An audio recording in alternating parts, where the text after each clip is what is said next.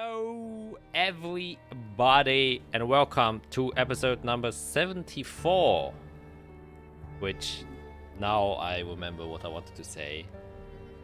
This is so meaninglessly. Anyways, skits in our campaign schedule chat. There's still session number 72 written there.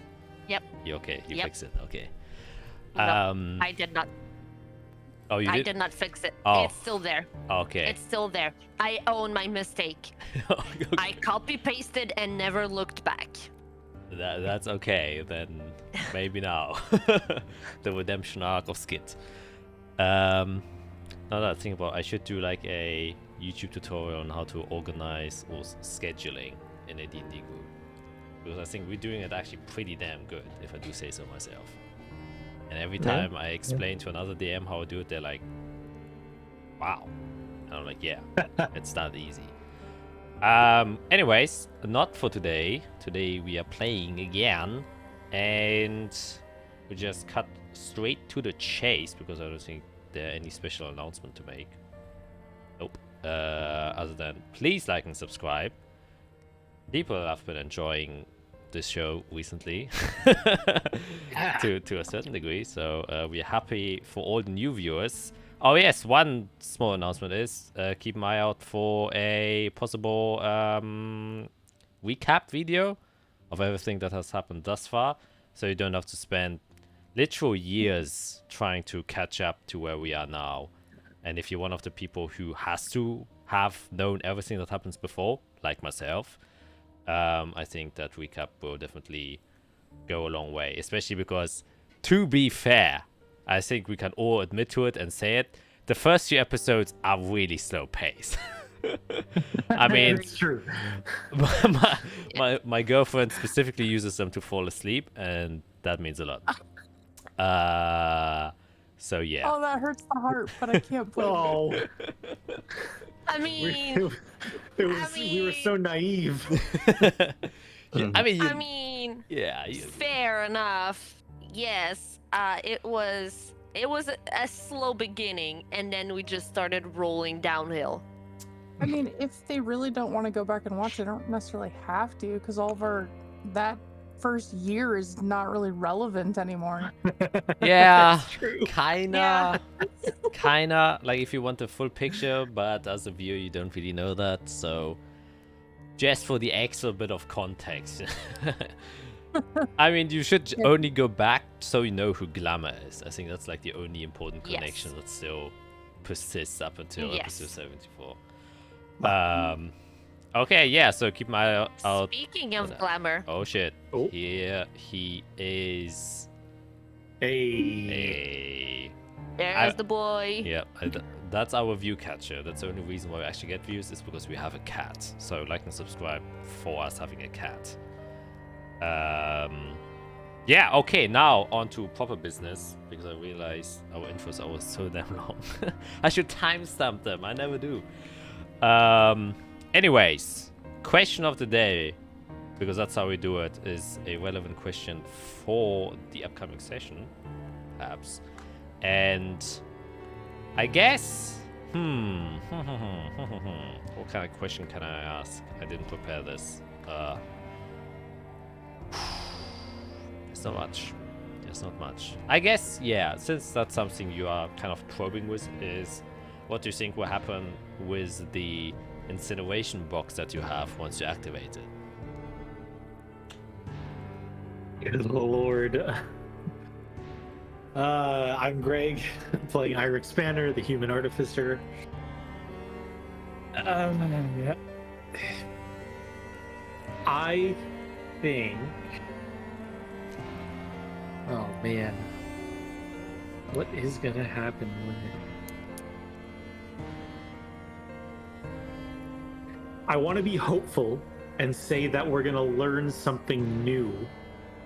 There's gonna be some kind of like magical glyph or something that's released when something explodes or whatever, and we're gonna get to learn from it.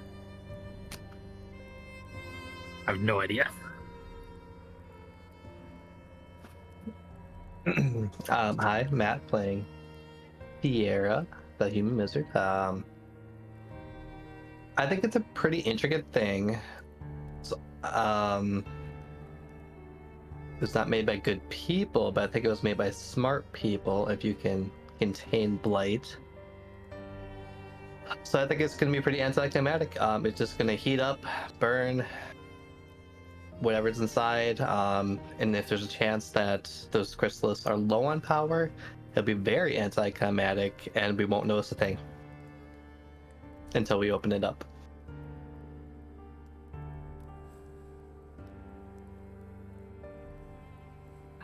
I'm scared and I play Isorel. I think we're gonna get literally burned a little bit when we activate it, if we decide to activate it. But I think we're going to not know exactly what it is until someone very smart tells us what it is and how it works, actually. Yeah, I'm also not wearing flesh pants. I don't know why they look fleshy. They're purple. So it's not flesh, it's pants.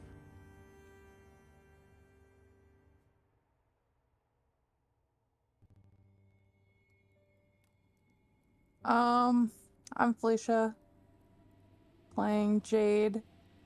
You know, I generally think it's just gonna be anticlimactic. I think we're gonna activate it somehow, and it's just gonna get really warm, and that'd be it. I don't feel like there's gonna be like any like hidden things that are gonna pop out or anything like that. All right. Well, Greg, it is your time to prove them wrong. Oh, not an order. My bad. Or just be wrong, I guess. That's also okay. Yeah. We'll see. There's a black box that burns very hot.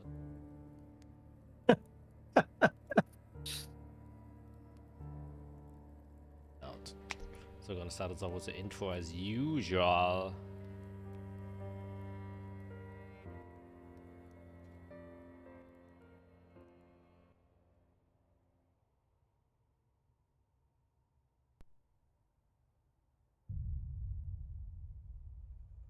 Our Messiah has ventured back, but the seeds have been planted, and we have all the necessary tools to finally continue our preparations, Your Holiness. So he has disappeared. How unfortunate. His contribution to our faith was quite useful. Then we shall proceed with our next step. The words of the Dead Sea Scrolls will us to embrace the chaos and the pools of blood that will be spilled as a result of it. Our next goal is hidden, but we shall find it. Old blood will lead us to war, and this time we shall not fail to collect the blood again. For now we possess the dagger and the chalice, and surely this war will suffice to satisfy it. Oh, prayer to the red moon. May your scarlet light bless us. We who follow in the rivers of blood that you spill. Bless us. Oh, scarlet moon. Bless us. Oh, scarlet moon. Bless us. And may we drink from the blood that guides us.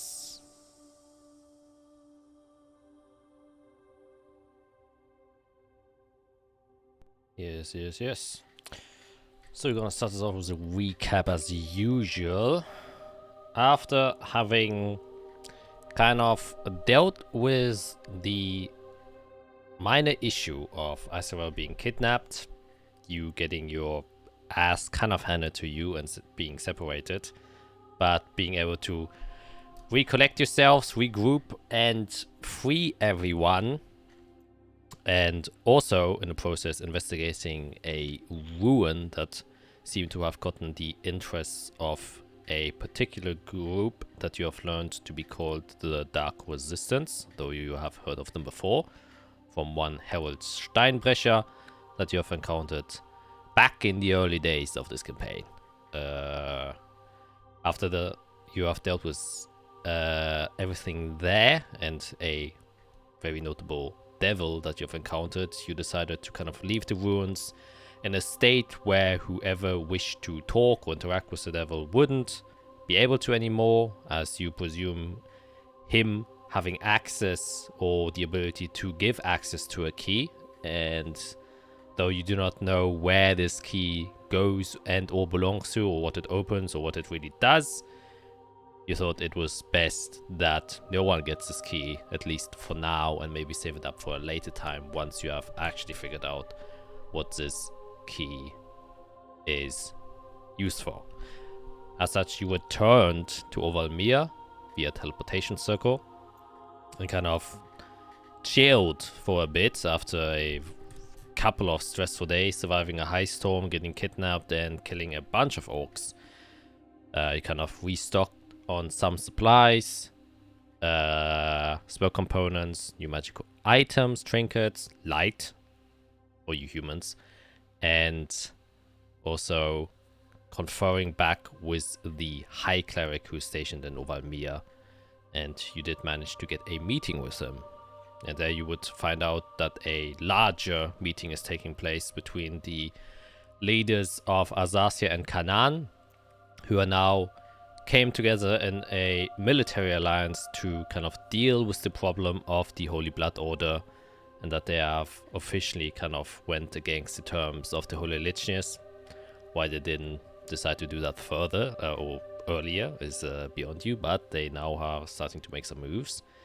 And you were informed that while this is like the large international scale conflict, Zephygus believes that this is kind of more like a staged event that would, or the chaos would allow some of the Holy Blood Orders to sneak through and get to Undorn, as the Aureolus, who are great oracles from the Holy Religios, seers and diviners you can see in the future, have foretold that red-cloaked and armed individuals are kind of aiming for Undorn. So at least you know that something there, or at least in the vicinity, seems to be the goal of this Holy Blood Order.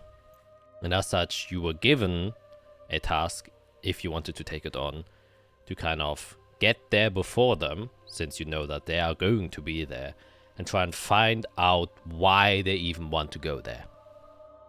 And you accepted this task, and also ask for maybe some favors, maybe some supplies that they could offer you. And he agreed to kind of look for things that he is able to spend. And with that, kind of left you to your own devices to figure out what and how you would proceed. You will get more information on how to actually get to Undorn later. And that's kind of where we ended after Jade summoned Gus Thulu, realized she could talk with Gus Thulu, talked with Gus Thulu, and I believe you then all took a long rest, as it was evening. I think that is where we're gonna pick up. Oh, yeah. I was going to cast Stream before we went to bed. Oh, yeah. Super casual. Yeah, a very casual first level spellcast. Yeah, then we're gonna start with that. Who do you want to cast Dream on? Yeah. I have a list of like 5 people. I'm just going to start from the top every night and see who I can get to. So let me get their full name here. So I'm going to cast Dream on Sanctus Kalik Anderson. Holy shit! For those people who don't know, that was the prior Archbishop of the Holy Legionnaires, basically the leader of the Holy Legionnaires. All right. Go knock on the president's door, for God's Yep. sake. Yeah, It's just human. casually like, hey, I'm gonna go into your dreams. Yeah, it's not a divination spell, so maybe it'll reach him. Yeah. Um, It's funny as hell. just casual. That's my first one. There's 4 more for another night.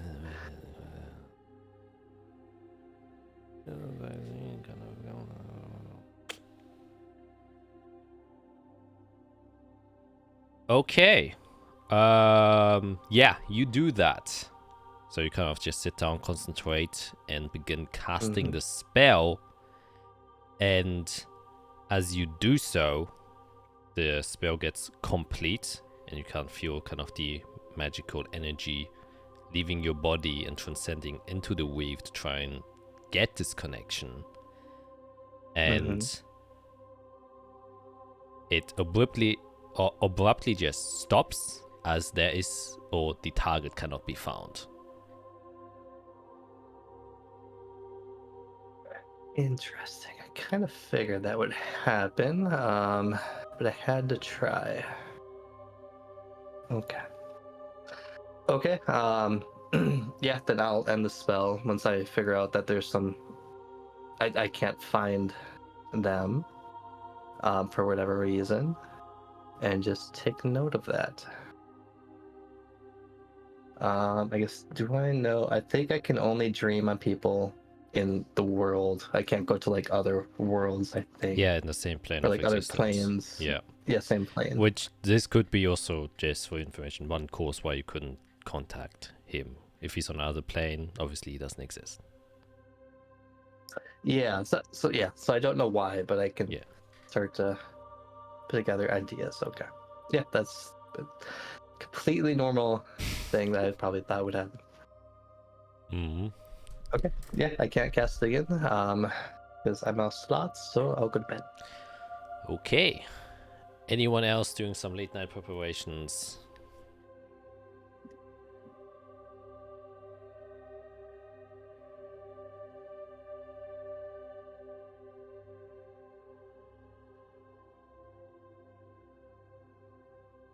Guess that's a no. I was thinking of something, but I haven't prepared enough in my thought process. Same. Okay. I'm still waking up. I'm trying to go to sleep in a game, so brain is not there. You muted, Felicia. I always forget to do that. Like, take it off. I forget. Did we get my armor yet? No. Okay. No. Just want to make sure. We got I didn't one more day forget to in Overmere. Yeah. Just want to make sure I didn't accidentally forget to Yeah. put it on my character sheet. No, we have to go back to Delit Solis for that one, do we? The armor's here in the city. Oh, okay. I'm getting confused by everything that we have like going on everywhere. Yeah, you got quite a No lot going worries. on. The wizard's trying to keep track. Yeah. Yeah. Gotta keep that track list. Alright, then I guess you can just kind of sort out your thoughts. It is kind of more downtimey, so I would say the day and night will pass quite uneventful. Not much seems to be happening, other than probably the storms that are brewing in each of you guys' heads. But yeah, with kind of the morning breeze, which is still very, very cold. It's around probably between 5 to 10 degrees Celsius, which would be like 20 to 30 degrees Fahrenheit. So there's definitely some kind of frost and mist that catches at the edge of the Tower of Weird. And Also, the morning itself seems to be a little bit more quieter, as not so many animals are willing to kind of step out in these temperatures. And as the astral vestige kind of greets the horizon as well as the sun. Well, the astral vestige is actually in the sky, not in the horizon. I take that back. Yeah, you all awaken. And since, like I said, this is kind of more downtimey, you can just tell me what you wish to do, and we just kind of go and do those things in order. So I guess we can start off with...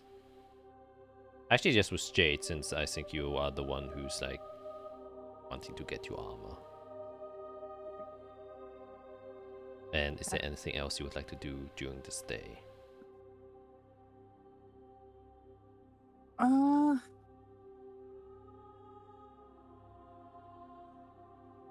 Not really.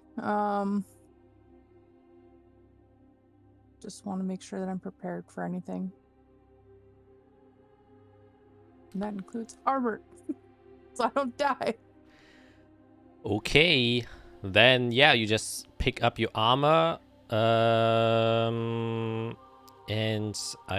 did you pay everything up front, or did you pay half up front? I believe I paid everything up front. Okay, yeah. Yes. Because I gave him extra to rush it. Yes, Yes. that is correct. Then you receive your full... There was... What was it? Splint? Cast off plate, I thought. Yes, cast off plate, exactly. I always forget if it's called splint or plate mail.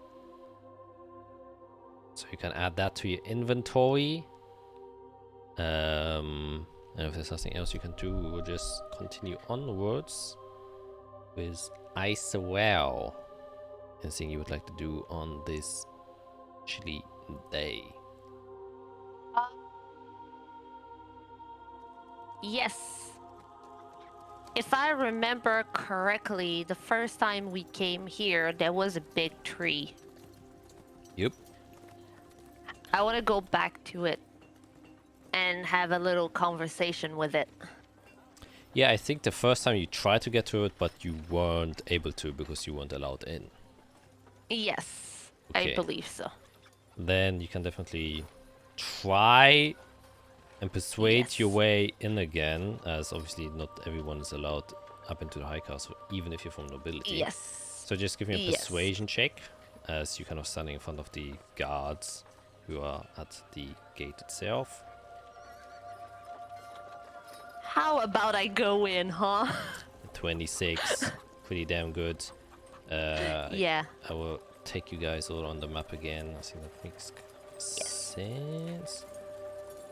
And just switch the screens there. Oh, the map is cut off, I'm just realizing. I'll do it full. Excuse me, one quick one. Yeah, so as you go there, you can see the guards who kind of just halt you, just ask kind of what your goal is and what you're doing here. So what do you say to convince them, as one of them is like, halt! Please state your reason for coming here.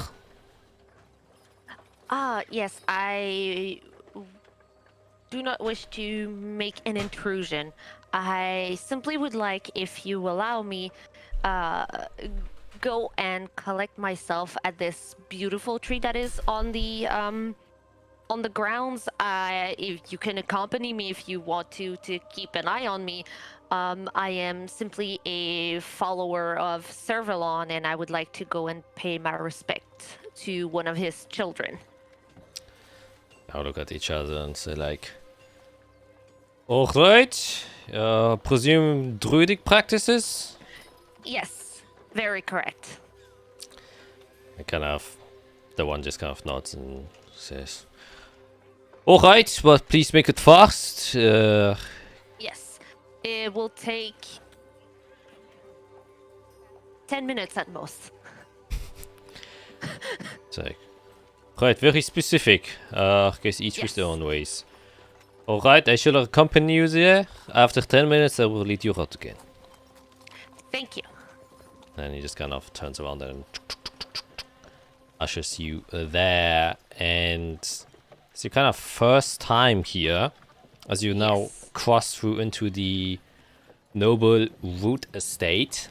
And you can see that there are several staircases that lead up to the kind of elevated platform where the large tree itself is. And you can also see that it's very, like, this city's very similarly structured like Sunani, as in kind of everything has a hierarchy. Everything that's higher obviously is like kind of high society in a very literal term. And then it kind of goes in plateaus down, though the only difference is only the kind of Tree Crown Castle is at the highest plateau. The rest is kind of flat, but you can see the similar gist that everything outwards seems to go into more commoners districts.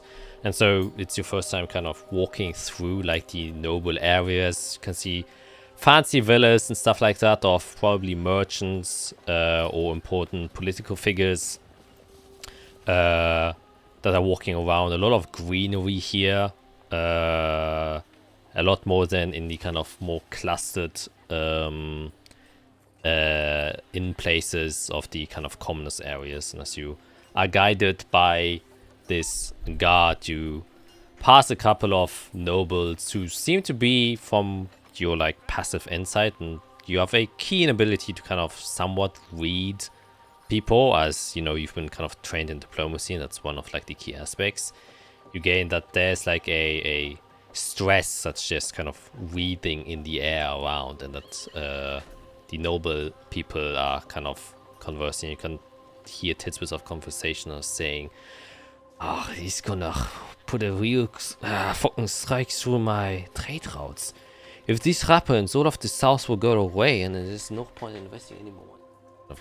Passes by and stuff like that, mostly like money talk. But after a short while, you are then kind of brought to the large set of stairs. You can see that on the side of the stairs, there's this kind of rail guard that has this very intricate, nice golden green tinted alloy that forms like roots and weaves in and out of itself, that kind of forms out and goes up the stairs. A very royal presentation aesthetic, as well as the stairs are kept extremely clean. You can even see several servants who are on the stairs this early in the morning, just kind of sweeping off leaves that are fallen down from the tree above. And as you're kind of walking up the stair, you can already see looming over you, covering most of the sky in front, is this large tree. And it takes about like almost 5 minutes to even get up here. It's pretty tough walk.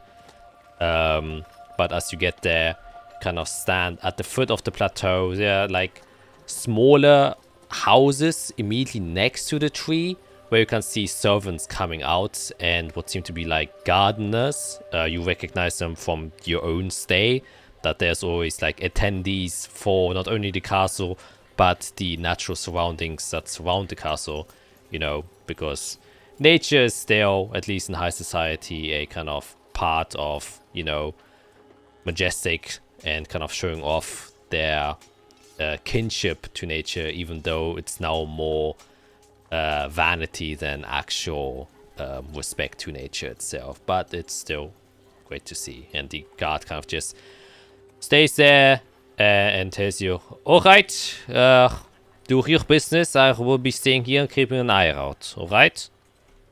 Yes, thank you very much. I just nod his head.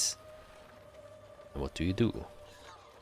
I will approach the tree. Mhm. And as I usually do, I'm just going to druid craft a very simple Corvalli flower and deposit it at the bottom of the tree. And then I'll just place both of my hands on the tree bark, and I'll cast Speak with Blends, and I'll say, "Hi there. I'm Isarel. Oh, I'm trying to help your brothers and you. What's your name? Okay, make a wisdom check. Yes.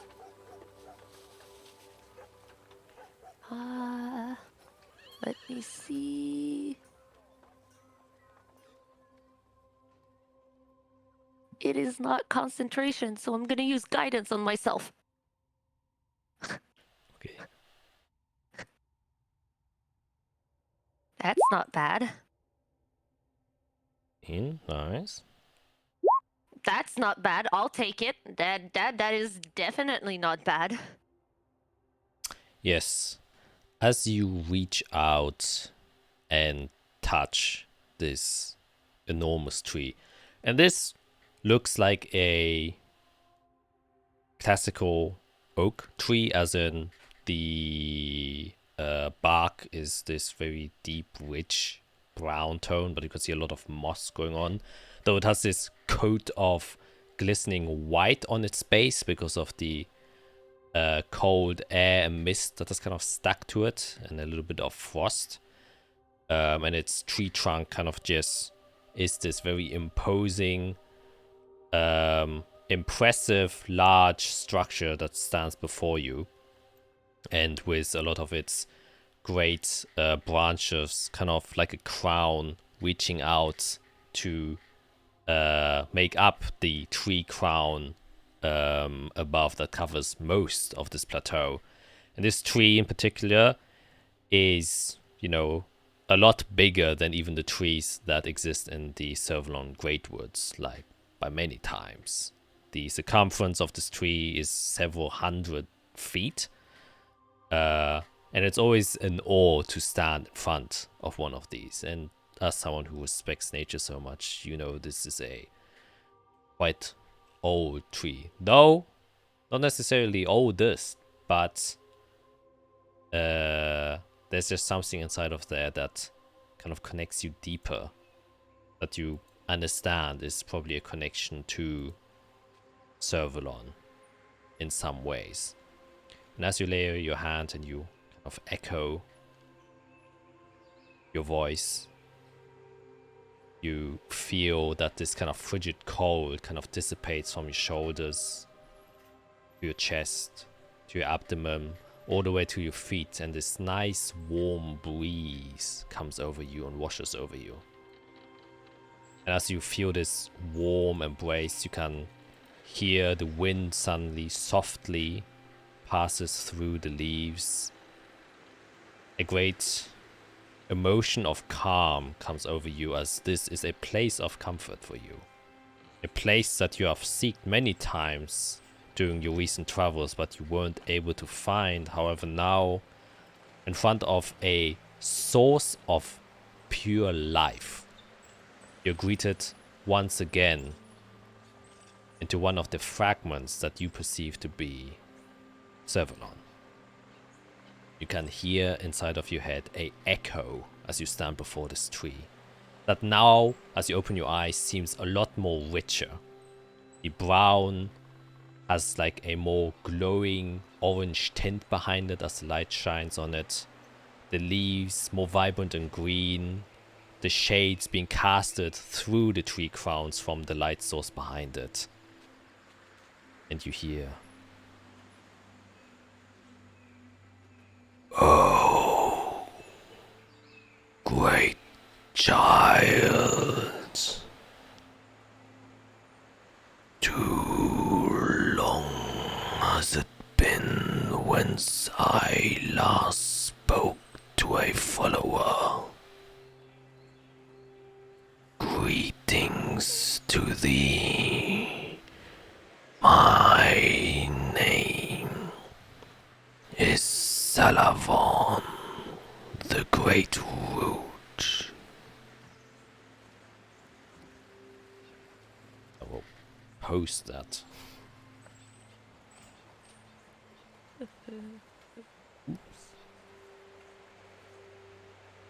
Assistant, please. Thank you.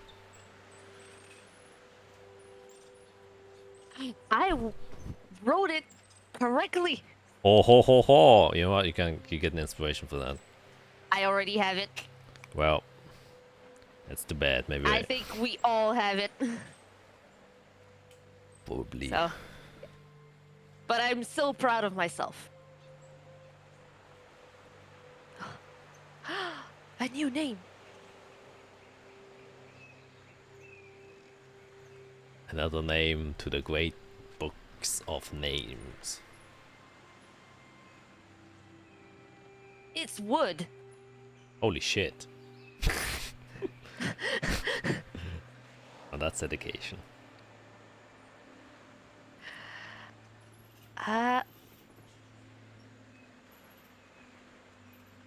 I will say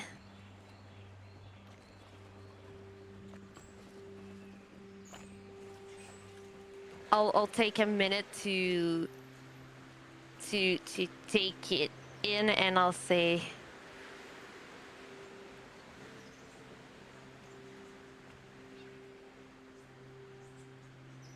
I am deeply humbled to be able to speak with you. I have the grandiose, perhaps a little bit, oh, I'm looking for my word. What's the word? Shoot. I'm forgetting my words. A little bit,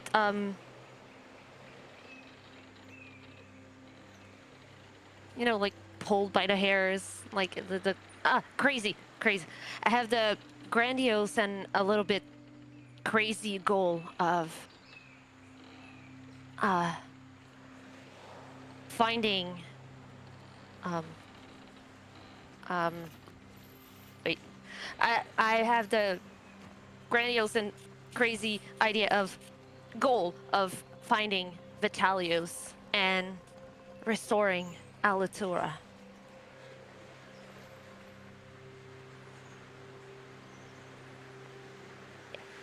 That's what I say. Okay. Maybe a little less like than I was, but you know. Mm. I hate when I'm looking for my words. I feel ya. If you're tired, that tends to happen. Yeah, you get a response. You hear, once again, this very warm vibration that courses through your body that says,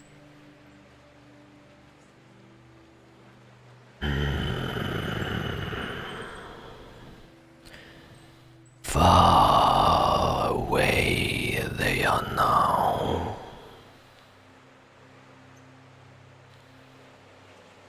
We have in ages past been kept by Silvus the Life Keeper, dominator of this continent and of nature, and the blessing was the pact that was made long ago with our Lady of the Night, Moon, and Son of Day. If you wish to restore that which is far away, you must seek his last connection.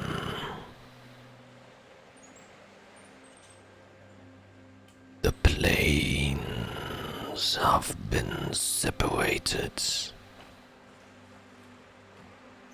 Alitua is but now a gate for a different realm.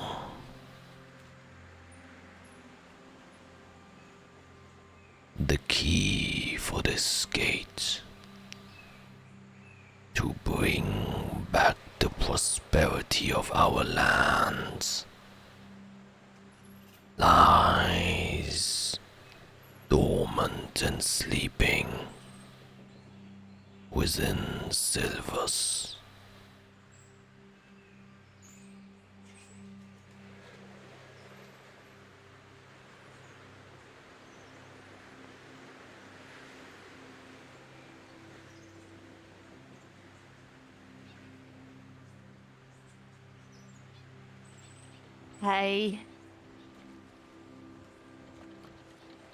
I will say,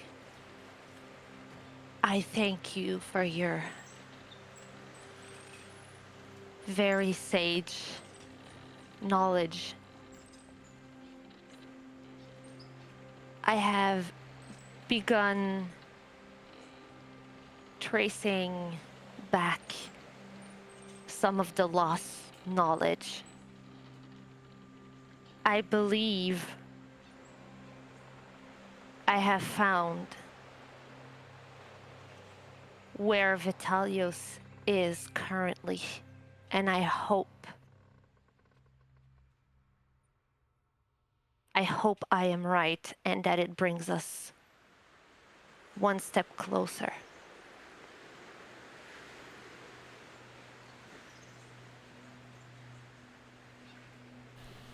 That is fair news, my child. Great, even.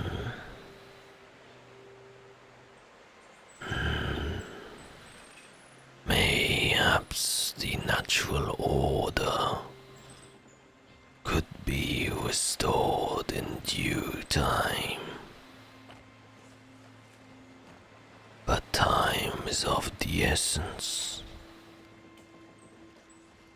The weave is yet still ever growing weak.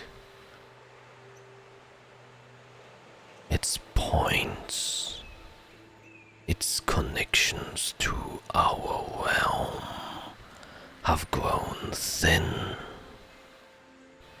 invisible to most.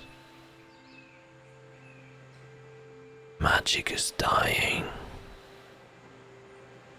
And it has been for thousands of years. Soon there will be no more.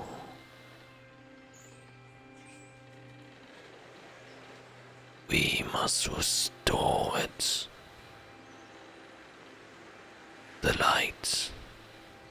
You must restore the light. Just as the 10 minutes expire and I start feeling the connection like loosen, I'm just going to whisper, I will keep trying and trying and trying. And I will do it forever and ever. It is my one true purpose. And I will die trying and knowing I have done everything I can.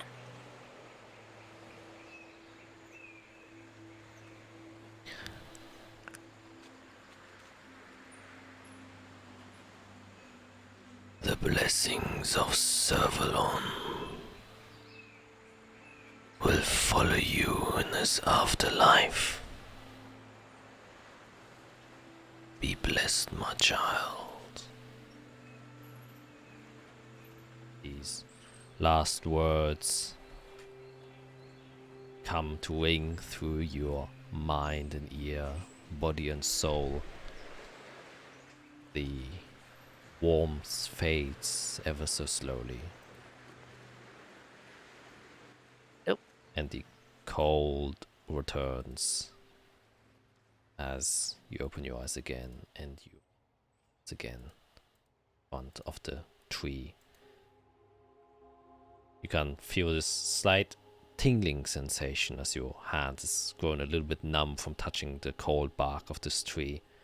Or as you take your hand away, you can still see that your hand left a print in the bark itself of where your warmth kind of melted away some of the morning frost. And you feel, as you kind of step away, as if something warm has embraced you. And you are blessed for the rest of the day. Woo! Yay! And I'm pretty sure you should know what bless is because you have that spell. Yes, I do have bless as a spell, so I'll quickly read up on it. Yep. Alright. Yeah, the guard will just kind of, approach you and then usher you back out of the city walls. And while he does that, I'm gonna jump over to Greg. What's your game plan for today? There is no active game plan because I'm sitting pondering what the hell is happening with this device and what I might be walking into later on. Okay. And literally, I'm just sitting there. I'm waiting for Fiera to start talking about it. Like, I'm just there. It's been occupying my mind since last night. Yeah, fair enough, I guess. I mean, yeah. Yeah. If you stay in the tower, yeah, I'll go up to him. You look like you have a headache or something. Are you okay? Yes, no. I mean, You're sweating a little bit. yeah. I mean, I'm curious as hell about this device. Like, I want to know what's in it and what we can do with it and all that, but just well, what's in it's pretty simple. It's either A, nothing, because they use what's inside, or B, this Vanta material they've been using. Yeah, Either way, we should destroy it, and then we take it apart, and you can look at it. I'm all for that. Like I said, I want to get down to business with it, but just Right. it was my suggestion to go inside the damn thing. This is the area of it, and because of the flame fire thing, it scares me so much about what's in there, what's going to happen to it if we so much as like tinker with it, let alone fire power and all that. I don't know. Well, I think once we're all together again tonight, we have plenty of tools to keep you safe and figure that very thing out. As long as you give me permission to cast spells on you that may save your life, but do other things. See, you have to continue that thought process. You can't just say that, because if you say that, I'm going to say no, don't do it. I can just take you out of time for a bit, is all. If things get hairy. Right.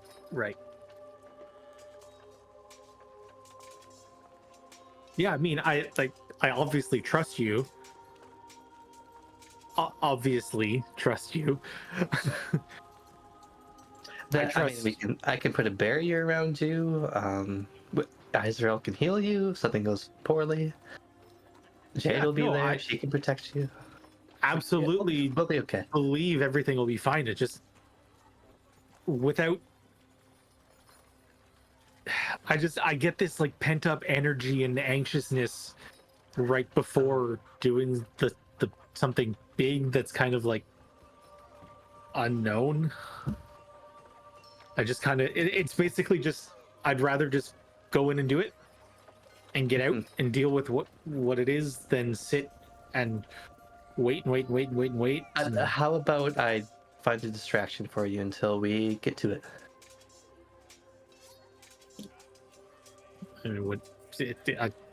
I won't be distracted from it because it's interesting and terrifying. But what do you have in mind? So in your bag, we've had that life chrysalis for a bit. I kind of want to put it to use since we are going somewhere dangerous once again. I was kind of hoping, and I'll kind of take off my necklace. We can either add it to this, and I can have another effect, or I can just increase the effect. Either way, I just want to find a use for it. And since my necklace already uses a life chrysalis, maybe adding a second one won't be too difficult. You know, we'll make sure it doesn't overcharge it, of course. But it's something to look into that can better protect me, and we can put to use what we already have. So, by using it though, that negates the protection spell that you've been casting on it in the bag. I've been casting it on your bag, which it's been more than 24 hours, so I may have to look into making sure it's actually still there. Because you were gone for a while with the high storm. Oh, well, that's actually a good point.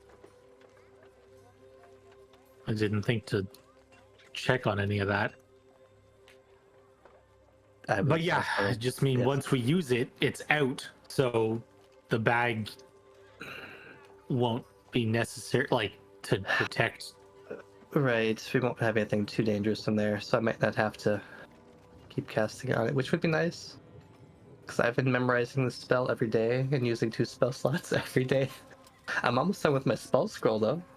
In 2 days, my scroll case will be immune to some divination. Or I think That's one good. day. I have to double check. But I mean, if you want to pull out the chrysalis now and see if it's at least still there, we can. yeah, let's go ahead. I don't have too much planned today, so, and I would like to be better prepared. Yeah, I guess I'll reach into your bag. Yeah, I'll just turn around. Yeah. And yeah, just think of the chrysalis found in the ruins. Yeah, is it in your inventory, Eric? Well, yes, it is. I just haven't written it on my D&D Beyond. Then you pull it out. And a tiny, shiny, green, kind of... Oh, it's green. I thought it was pink. Wait, we're talking about the life chrysalis. The life chrysalis. Yeah, the one that was from the flower. Oh yeah, no, it's green. Oh, wasn't there a pink light? That was so long ago. It's green. Okay. Yeah. Are you thinking about the pink flames? Probably. There's been a lot of pink in this campaign. Yeah. Yeah, no, I'm pretty sure it's green. But anyways, yeah, this small green shard. It's very sharp on several edges. It's like a uncut crystal that you kind of carefully pick out. Interesting. And comparing it to her necklace, how big, like the comparison between her necklace and our chrysalis? Yeah, her necklace, it's more like, how should we call it? It's more like manufactured dust that has been placed inside. Like, it's really, really small, the essence of whatever chrysalis you got inside. Similar to what Ice Rose necklace also has life chrysalis, as you have learned last time. It's like minor amounts to give it its magical enchantment. And what you have is a whole lot bigger, put simply. Right. Yes. We don't need to use all of it, but obviously it's not doing anything right now. We can be careful with the enchantments, and if you can find a way to add it to a locket with some sort of like metal socket to keep it attached, but also to keep it from being taken. Yeah, I mean, that's not the hardest thing in the world. Just create some kind of little, like, claw mechanism that can hold it in place. Yeah, and then, I mean, I'd love your help in trying to figure out how to add its effects to the enchantment and prevent it from doing too much or too keep it from overloading. And then obviously making sure the enchantment is what I want it to do and it doesn't like transform my body in some way would be great. I mean, transforming We could do bodies that. is a bit of a theme here, so maybe you should explore that. I'll pass. Well, if it can fix my eyesight, that would actually be great. But I think that'd probably change my eye colors or something strange. I just want to make sure it keeps me healthy like it already does. So yeah, I guess should we find materials to find this clone mechanism, and then we can figure out the enchantment? Yeah. First of all, are you still considering using it as a necklace? Because that's going to be quite different in size. Like it's going to be pretty bulky in compared to what you have now.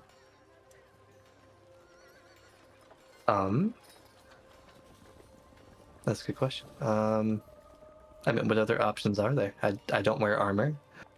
I don't want a helmet of any sort. I mean, you can do like a sash or a belt. A sash. Belt. Well, I gotta look at Fira's artwork here. What do I have a belt when I wear my robe?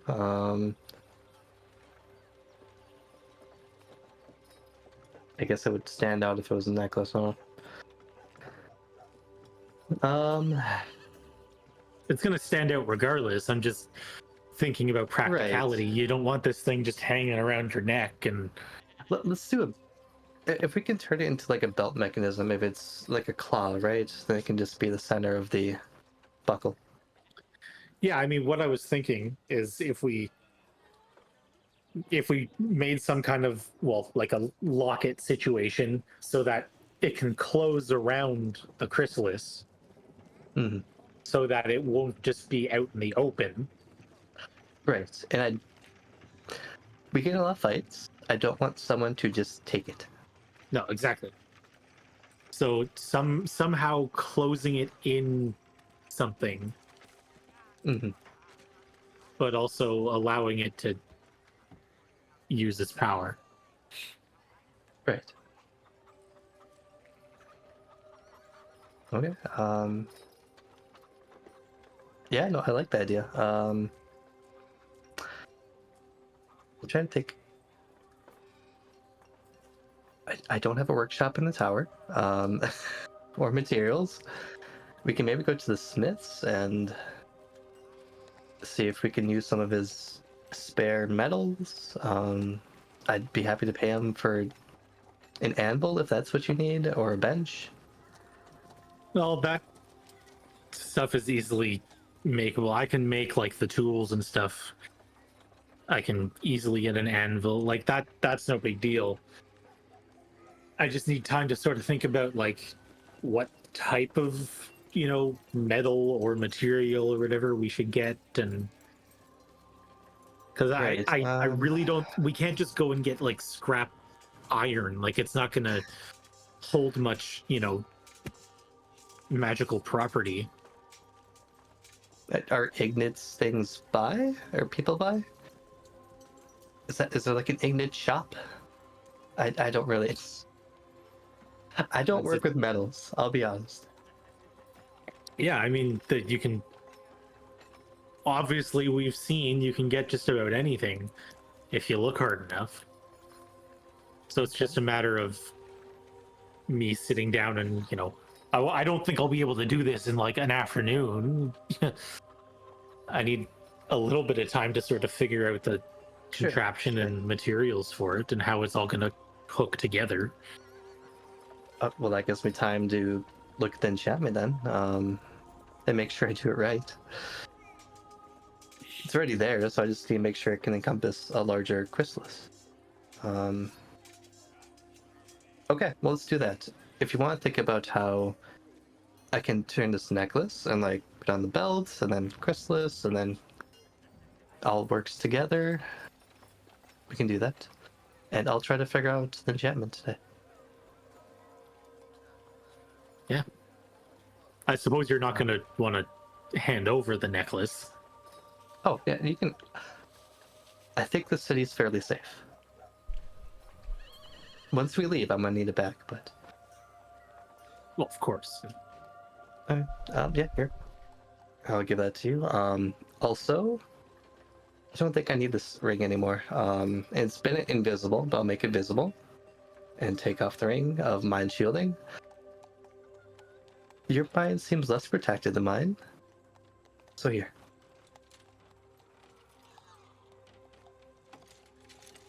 Thanks.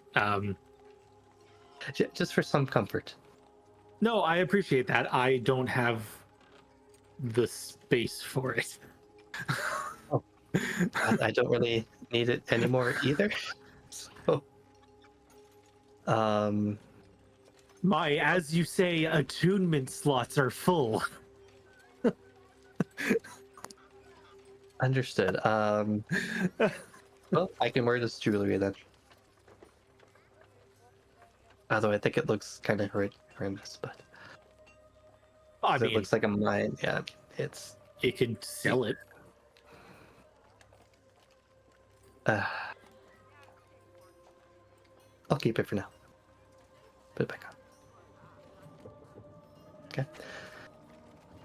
Other than that, I do need to go pick up the horn today and see what that has to think. So I think I'll do that on my own. You can work on the necklace, and I should be back later. Alrighty. Don't get lost. Okay. Then, I guess for this instance, we'll continue with Greg. Kind of was your turn. So what's your plan now, I guess? Yeah, I'm gonna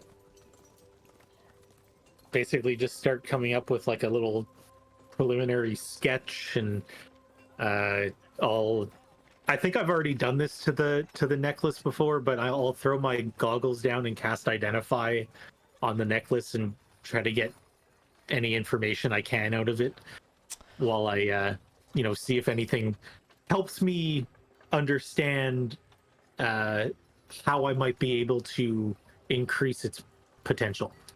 All right, yeah. Make a Arcana check with advantage. I'm the expert on this field, and you identify 17. All right. I'll +5 that. +5, just because Alright. that's... Yep, 22 then. Yeah, well, so just talking straight mechanics for a brief moment, because this makes experiencing things a little bit easier. So the effects of the amulet is it sets the constitution to 19.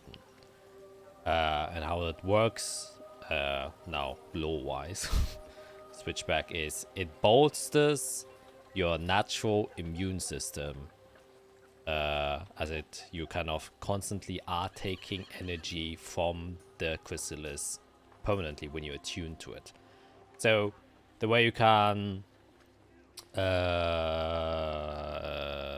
imagine it is the how the amulet has been kind of constructed is that the specific wavelengths of magical weave with which this chrysalis is attuned to, once you attune to the necklace, it is kind of transposed into the wearer, which means you are connected with the wavelengths of the magical weave with which the chrysalis is kind of pouring its energy through. That's why as soon as you attune to it, it activates the chrysalis, and in that term you keep receiving or you are in tune with its wavelengths, which means you just gain the kind of life energy that these chrysalises just naturally produce. Because you're on the same wavelengths, it sets it to that wavelength, which is why your constitution is set at 19. So the most obvious way to kind of increase this is if you put in a stronger chrysalis, maybe this wavelength gets increased, and thusly you increase the natural constitution that your own body is set as. which in mechanics you could if, and though this is a very difficult enchantment to make, even this amulet itself is masterly crafted with, you know, good materials that allow for a constant rain, no fluctuations, and also taking into account that it is under the critical contingency protocol, which means this won't go nova. You're for sure, the guy who made this made sure that this would never happen. So this wavelength is at a consistent rate. Now, if you tap in with it with a bigger chrysalis, that might interfere with each other, and then you could have a feedback loop that could cause the smaller chrysalis to eventually break the breaking point and go nova. So that is one risk you could encounter when tampering with something like this. But you could then increase the natural constitution of someone beyond the limitation of what a normal human is actually capable of. Other things you could do, because obviously a life chrysalis is a bit more than just bolstering, you could apply a temporary effect, so you don't have to worry about the critical state or going terminal nova, where you just open the gate once and it closes automatically. Meaning it temporarily bolsters you either through healing, giving you some sort of protection, or just putting something on top of your natural constitution that your body is, as per example temporary hit points or other stuff, such benefits, or resistances to poisons and stuff like that. So these are other viable options that you could use. Other things with a 23 is you can link a lot of these things with elemental stuffs as well. And that's why kind of life chrysalises are very special. Because, for example, you could link it with something cold, and then you could create a sort of natural attunement to cold, and even potentially a shield with cold. So you can kind of create like a shielded barrier that preserves life force. So while you have this colded shield, it naturally emanates this life energy, kind of acting similar to armor of Agathis, that it can also reflect anything that comes towards you with this elemental energy, while your body itself is kept safe. So additional effects that stack onto whatever life-giving effects this elemental chrysalis gives you. So that is kind of what you ascertain. And things you need, obviously, any materials that are good conduits for whatever elemental or natural forces you wish to use. So for life chrysalis, emeralds, really good. High quality steel or specific woods for life chrysalis, as you know, work quite well. And you can see even in the amulet that Fiera has, and the inside works of it, there are pieces of very special types of woods kind of ingrained into it that kind of attach the life chrysalis with the amulet itself. So yeah, so you probably, if you want to make a belt, some very good natural leathers that can be found of potentially a creature that has a natural attunement to life chrysalises, or a very good bark that kind of is more like a segmented belt instead of one loop. Yeah, so these are kind of the first few drafts that you probably make as you're kind of going through variants. Another way to also do this, which you know, is you can also dust it and then coat it around something, creating a ring. This will give you more potential, because that's how often clothings are made. So you can even think about maybe a robe that's kind of covered in fine dust of a life chrysalis. And that could also have like a shielded benefit if it covers the entire body. But always up to the designer. And just as far as creating dust of a chrysalis, do I know if that imposes any extra danger in the crafting of it? Like, actually destroying a chrysalis to try to harness that power? Is that no, risky? That is actually, contrary to how most people think chrysalises work, relatively safe. The downside of crushing chrysalises is it exponentially loses its energy value. So if you break a chrysalis in half, both of the halves don't produce half the amount of energy as they were together, but only an eighth, and it decreases even more and more and more and more. So if you do break it up, especially if it's fine dust, it's like more a coating of whatever's happening. So it's a minor effect, but over a large area. So actually having Right. dust is much. And as far as you are concerned, dust can't go nova. So that's kind of the benefit why many people actually prefer using dust than actual crystals, which is why you see in Ice Rails it has dust. So you don't think that her amulet would be able to go nova, because it's just 2 small traces of that. All right.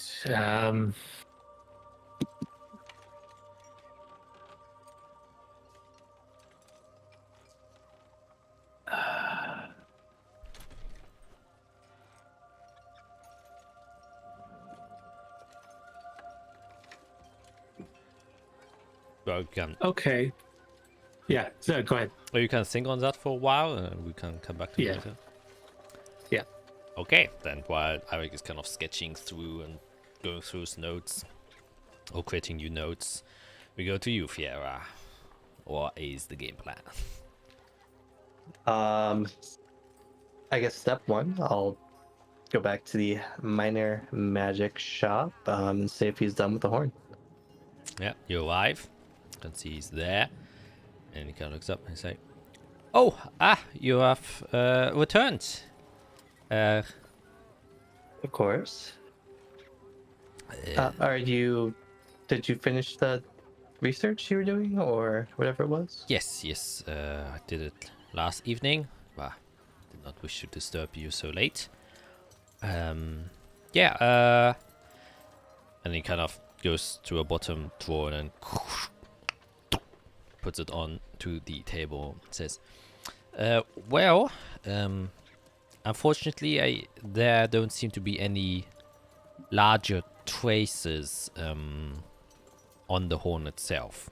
As I peered through its past and any greater magical footprints, there,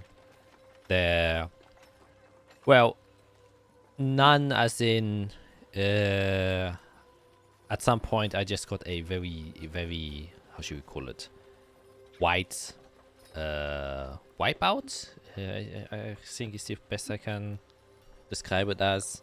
Wipeout. So, Strange. well, the way this the spell works is it just looks at, like I said, traces of magical energy that this particular item has encountered throughout the ages. So if a powerful creature or individual has touched it, it always leaves a footprint behind, or a fingerprint. Oh. And then this spell is able to detect these more finely. It's been attuned to kind of see if any of those have been left behind. Like I said, there have been none on this particular item, and all I could see as I was going through it was just suddenly a flash of white light, and then that's it, and then nothing else was there. So unfortunately, I did not gain much information. Well, that's understandable. I do have an idea of what that white flash is, so not too surprised. So an idea did come across me overnight. Mhm. At times kind of strange, I'm sure, for some people. It kind of felt like 2 weeks, but Yeah. it happened overnight. Oh. Interesting. Anyways, do you mind looking at that rune again with me? I have an idea of what it might do. I want to see if you can confirm it with me. Oh. Yeah, sure. Of course. Great. So I'll take the horn and kind of get it in a way that we can both look at it. So you saw what this does, right? It can summon a devil. Yeah, creating extra planar connections is quite Quite powerful. potent magical energy was in here. Not one I have seen so far. Reminds me of... That's probably a good thing. Yes. Right. So long story short, we defeated this devil. Through quite a... We actually did pretty well. I'm kind of proud of us. Anyways, once we defeated it, we had an ally with us, and our ally took them and, well, took the devil apart. I'm sure you know, devils are kind of used for magical materials, as they have quite potent magical energies. They gifted us this horn. And this horn specifically summons that ally. Now, this glyph, I think it has a suppression effect, right? Devils are weird. I don't quite understand them fully. But I'm guessing it either prevents the devil we killed from regenerating, or it prevents us from summoning this devil we killed in a form that would serve us. What do you think? Kind of looks over it one more time. Again. Oof. Chronal shift. Okay. Oof. Oh, not much better. He scratches his I head. can't give him my inspiration, can I? No, he doesn't have your pin. He does not belong to the No Fate. inspiration. Yeah, no. Oh, you can only share inspiration Okay. between Fate Weavers. Partners. Yeah. Okay. It's not like terrible what you rolled. But he and just scratches his head and he's like,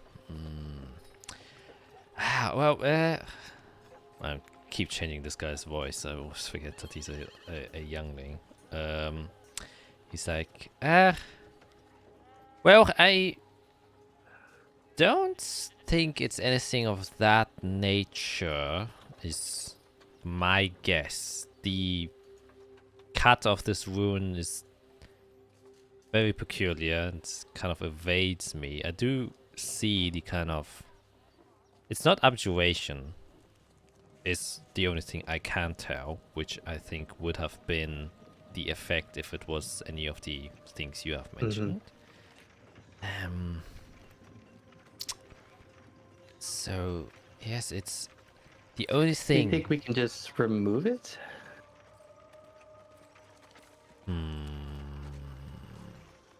Or would it lose its effects completely? Because obviously being able to learn their language is kind of useful. I think, well, I would say it's in the realm of possible. Definitely. It seems to have been placed on here after the horn itself. Right. So I think it's definitely a thing that can be done. But I do not know what it would then do once it's removed. That's the question. Okay.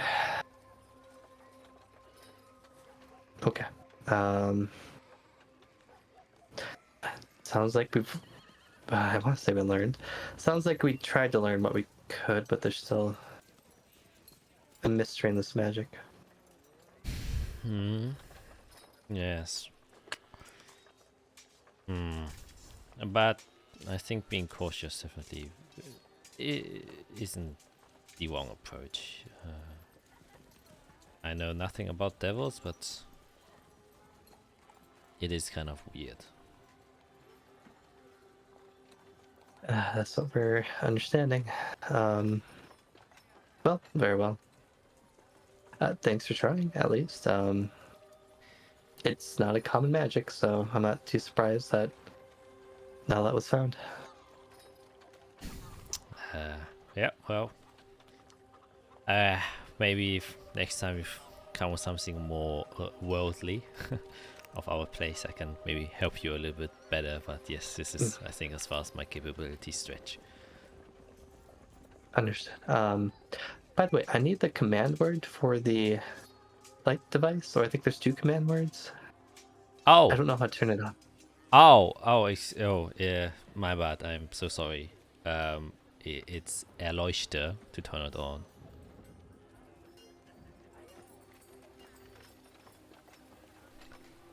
Sure, if you say so. Is that an elven word or something?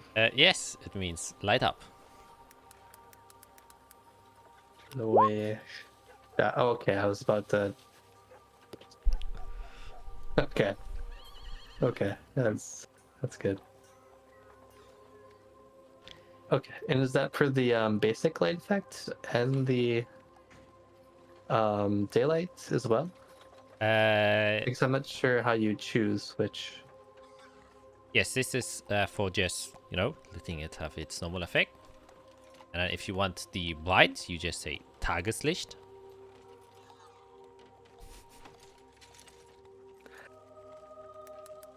Yep.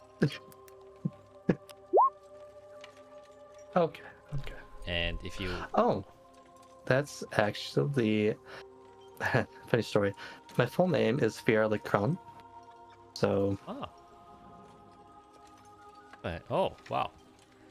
yeah, because my mother thought my hair was like a crown of fiery light when I was born. I mean, it's definitely vibrant. And to turn it off, you just say aus.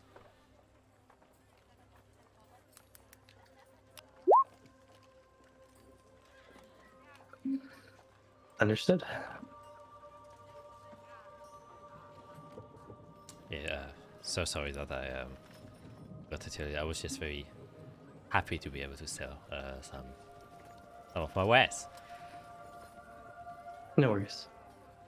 Well, I guess until we meet again, I'm sure I'll need more. All right.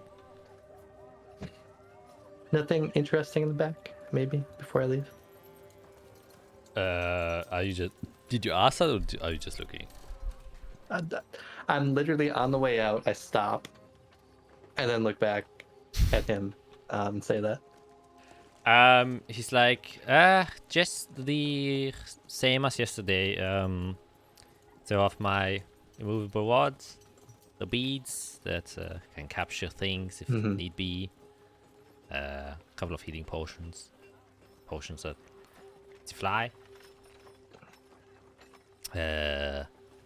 Okay. It's about. Okay. No, I think we're set. All right. And until next time. Yep. Thank you much. All right. I'll head back to the tower. With the horn. I don't know what I'm gonna do with that.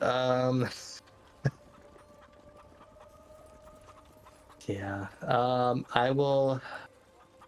Because I'm sure there's still more time in the day. I'm gonna learn clairvoyance, the spell, and then spend the rest of the day looking at the enchantment on the amulet so I can understand it. On the amulet? On the horn? That I gave to Eirik. Ah, okay, so you're spending time with him, you mean? Yep. Okie dokie. Alright, then I will make a quick detour to Isorel after you finish talking with your Tweed. Anything from your side that you still would like to do during this day? No, I'm just eager to go back to Delit, so I would probably just get back to the tower and just hang out until it's time to go back. Alright. I presume the same from you, Jade? You cut out for a second, so I didn't hear you. The same for you, Jade? Anything else after picking up your armor you would like to do? Jade would go grocery shopping. True, your kitchen is kind of moldy, so that makes sense. Yes, can spend 1 gold for a full pantry. 1 gold of shopping, that's like $100. Okay, then we will turn to Eirik, and I guess also Fiera.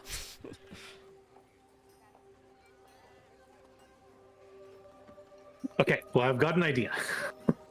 Oh, good. I have none of the well, I have one bit that I would need, but we would need to go and get proper materials to be able to do this. but I've got the sort of concept in my head. So what I want to do is make basically a pocket watch that acts as a belt buckle. So in the pocket watch, instead of a clock face, I want to embed the chrysalis in whatever material that we can find, whether that be wood, leather, steel. I'll have to figure all that out. But the basic aesthetic of this is chrysalis on the face of it, which is basically the center. Surrounding the chrysalis, I want to put 6 tiny little gears, like clockwork gears, and I'm going to connect all of those gears with a tiny chain. I'm sold. So when you tune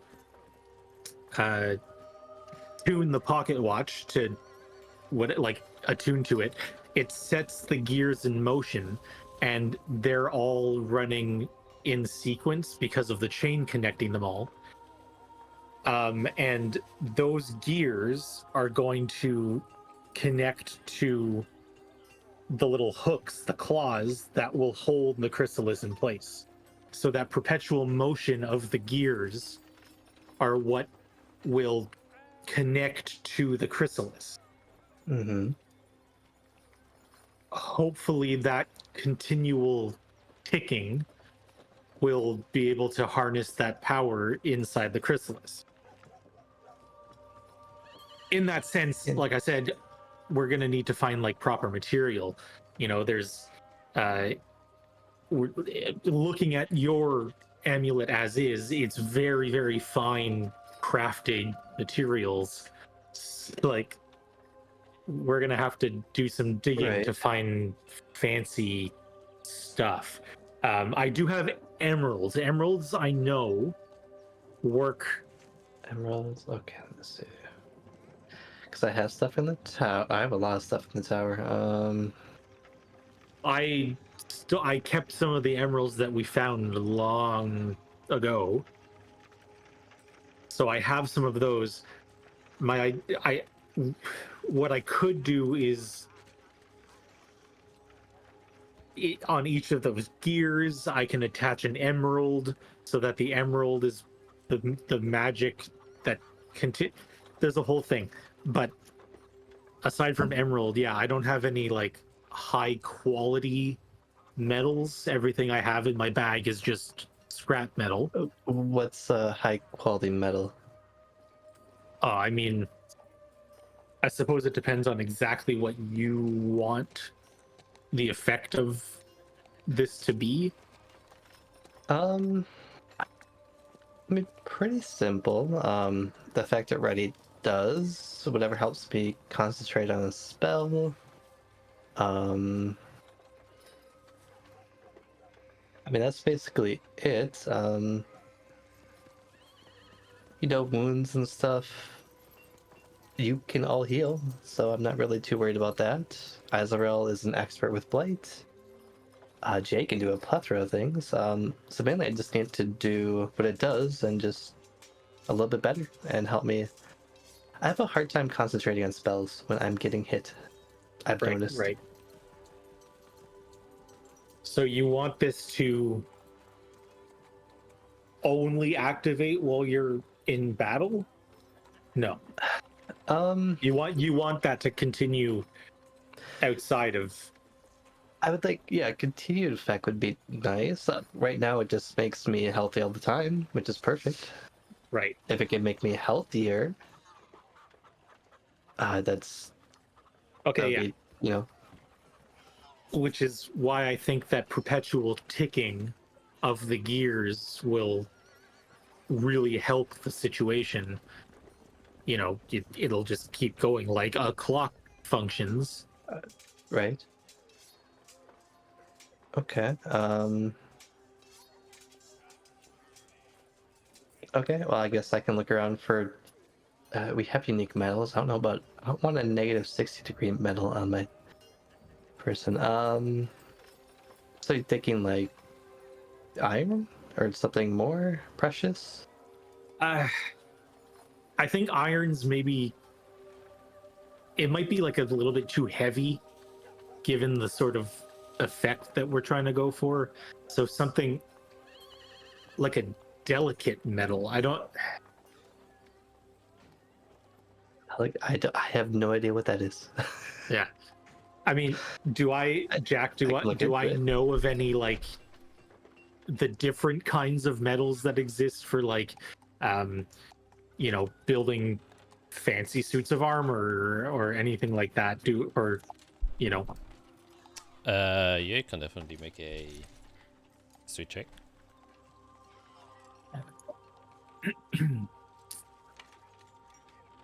where is history? History.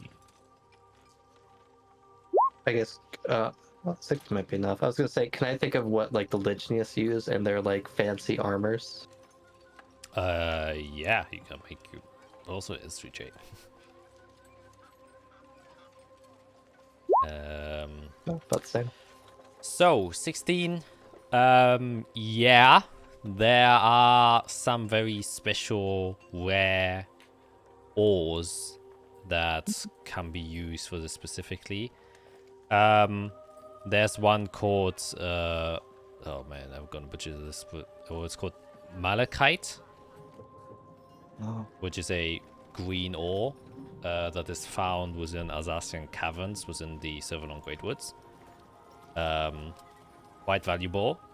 They're kind of copper based, so they're much lighter than iron itself, and they tend to be used in kind of life transferring based magics. So that is kind of the one you would think of. But other quality ores are mixtures between gem dust and natural ores. The kind of go-tos that work for everything are like silver and platinum and stuff like that. You can always use those. But it's like a...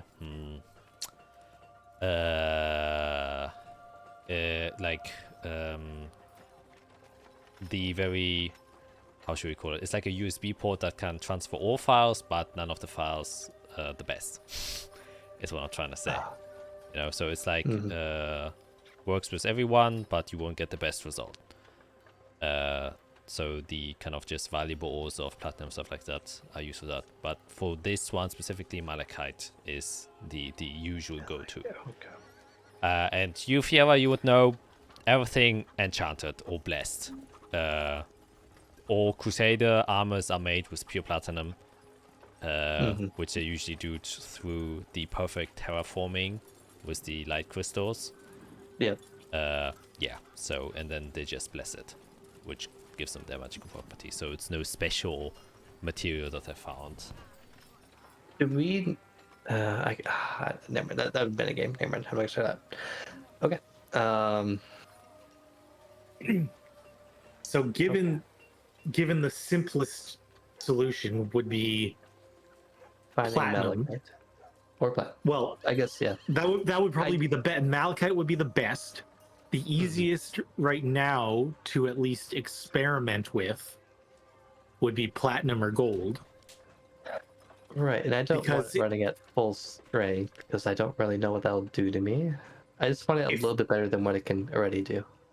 Yeah, if we get... I mean, we would be ruining platinum coins, but if we got... so flush.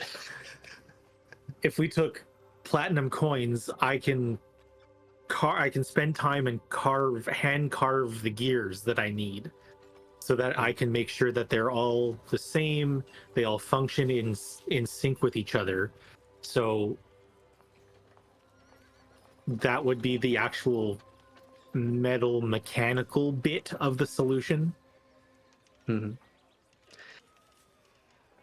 then, like I said, we have plenty of emeralds, so we could either attach it to those claws, or we could just place it around the belt itself. Or turn it. Yep. I mean, we can make emerald dust now. Maybe. I think I have the tools. I've never tried it. I think Jay might actually know. I mean, most things will crush if you spend enough time doing it. Yes. Okay. Yeah. Starting with a what would we call them? A prototype. Yeah. That's probably a good idea. Yeah. What kind of belt do you want, actually? Do you want leather, fabric?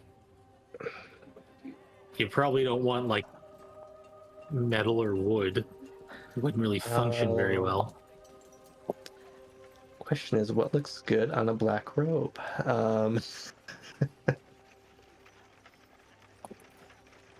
I did nothing brown. I guess we can dye it. High quality is probably the way to go. So what is a high quality material? Leather from some kind of, naturally gifted animal or elementally attuned creature or something.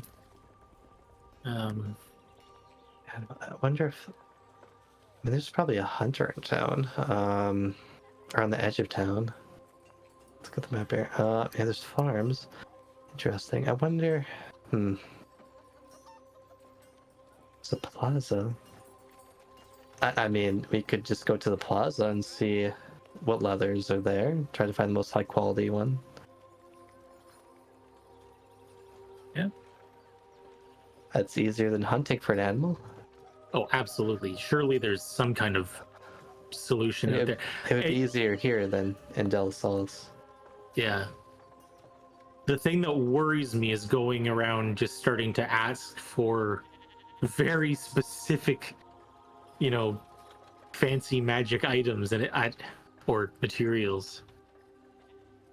I'm not worried. It's more like if you ask the wrong person for something, then you get put on a list.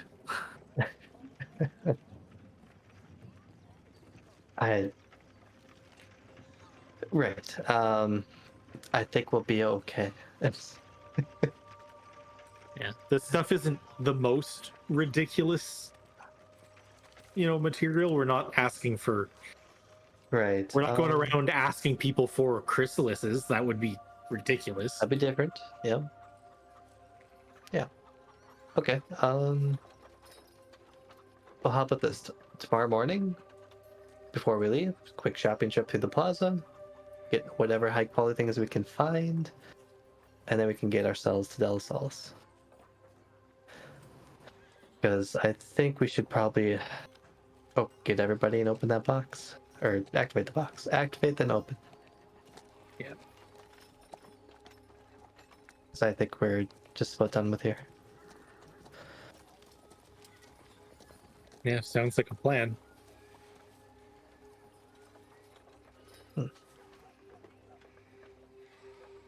Okay. I'll ring the dinner bell and gather everyone. Okay, can be easily done. Guess since everyone else is already in the tower, since you're not doing anything special. Yeah, everyone gets together.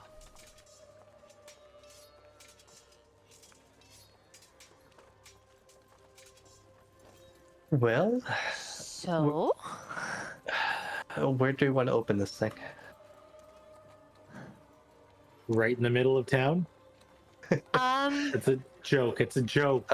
I'm not suggesting that. I still remember Fiera trying to create magic in the canal of Delit Solis. Let's not repeat that.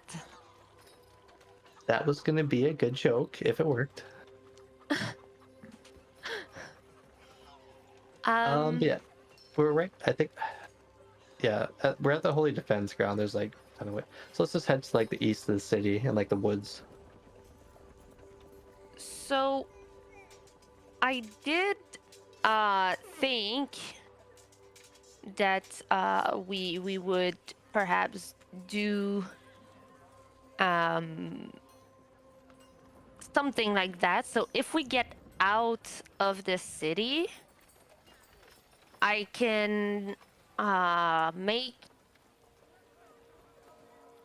I can create a wall of stone around us to kind of protect the area around so that we're like limited. If something happens, at least we're not going to hurt civilians or anything like that. You know. And Yeah, what yeah. about the hallucinatory terrain? Is that what you're talking about, or is that something different? No, it's something different because my terrain thing is I just create an illusion. So it looks like we're like nothing. Like I could basically take this tower and make it look like there are trees and swamps and like magical things around, but it's just an image. Right. And I mean, if, that would be good in a sense if we just go out into a field. well, not really, because I would just juxtapose a new image, but when we add an effect to it, it's not going to hide the effect. So if I, for example, go in the field and say it's going to look like the field is there, but, you know, like nothing else is there. If I create a fire, they're still going to see the fire because I'm physically alternating it. Right. So if there's a gout of flame, that won't be hidden. Yeah, they would see it. I guess. Okay, Do we never want mind. me to encapsulate the thing and whoever's I mean- activating it, I or just mean, we make a could. wall? So, you know. Yeah, I think our best approach would probably letting know the guards of the city that we're going to experiment disarm them. something outside of the city, away from civilians. Don't be alarmed. We're going to protect the area as best as we can. You know, let's try to be smart about it. The only problem with that is if they're like, "What are you doing?" and then we're gonna be like, "Oh, we're trying to destroy this really bad blight," and then they might get a little antsy. We're doing something good. We're disarming a dangerous device, and we are destroying a blighted material. I think we'll be okay. Yeah, but see, a guard will probably be thinking, why was there a dangerous blighted device inside of our city anyway? Exactly, we could get run out of town. Yeah. Well, then we just go far enough that they don't need to know. So let me see.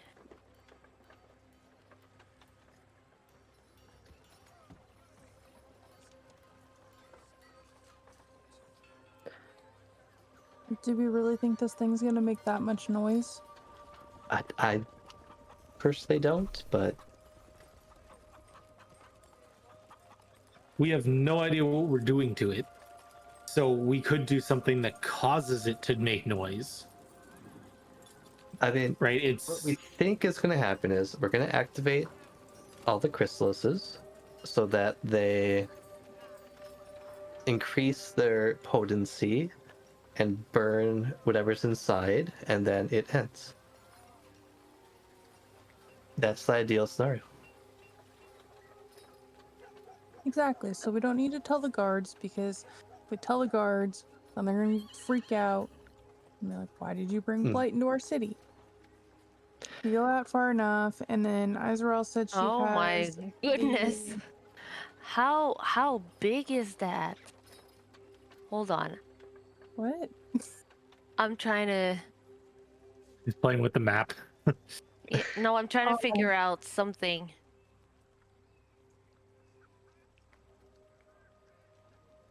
That sounds stupid. I'm guessing it's not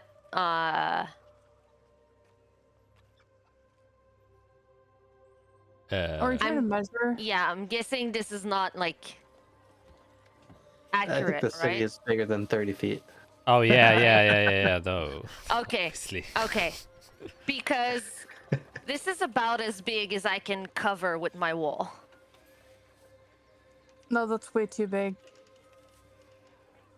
Well, It's, I mean, let's forget the fact That is that a city. there's a city in the background. Let's imagine it's a Battle blank. map. Yeah, it's a blank thing. I can do 30 by 30 by 30 by 30. Yeah. I mean, if it's a higher level, I don't know what level spell it is, but if it's like 4 or 5 Then you could probably do that. It is a 5th level spell. Oh, then it can probably cover a lot of space.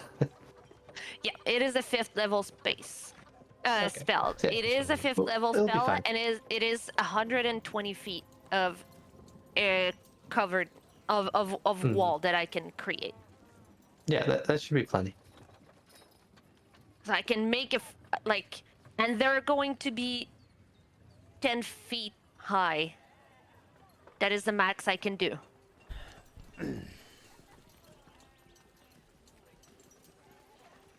Yeah, should be fine. Yeah, let's just. It's just a head bunch out. of 10 by 10 panels that I can just kind of create. Yeah. So it's 10 times 10 times 10. Yes. Well, wow, that's a thing. So yeah, you could technically make a 100-foot long wall. Yeah. Mhm. Yeah, that's plenty. Yeah, so Pretty I think much. Izarel's wall, I think will be okay because that'll help buffer sound as well.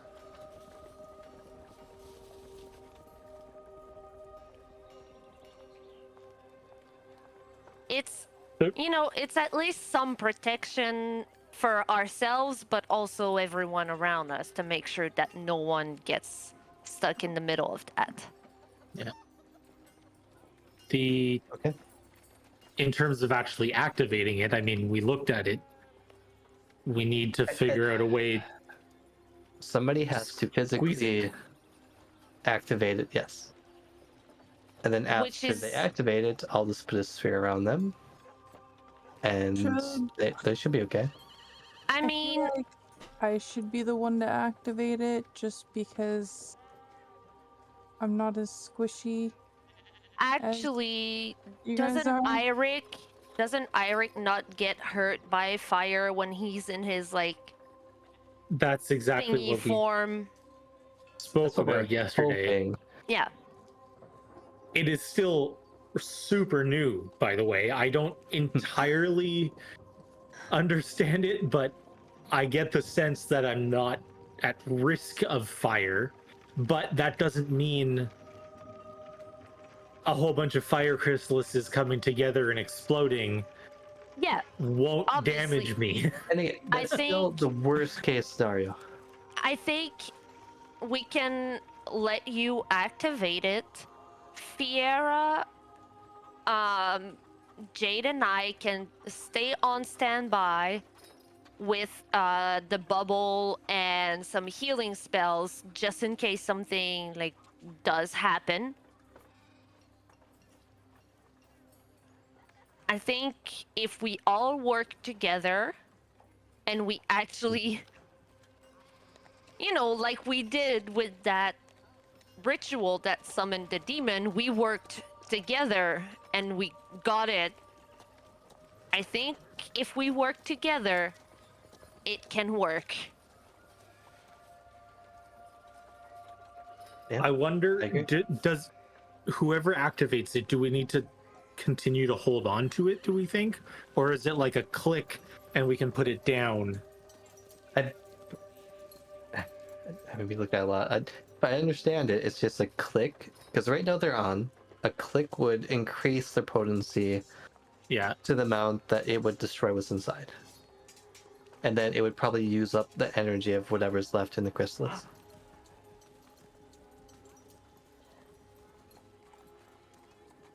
So you could probably click it and then throw it, but again, I don't think it's gonna explode like a volcano.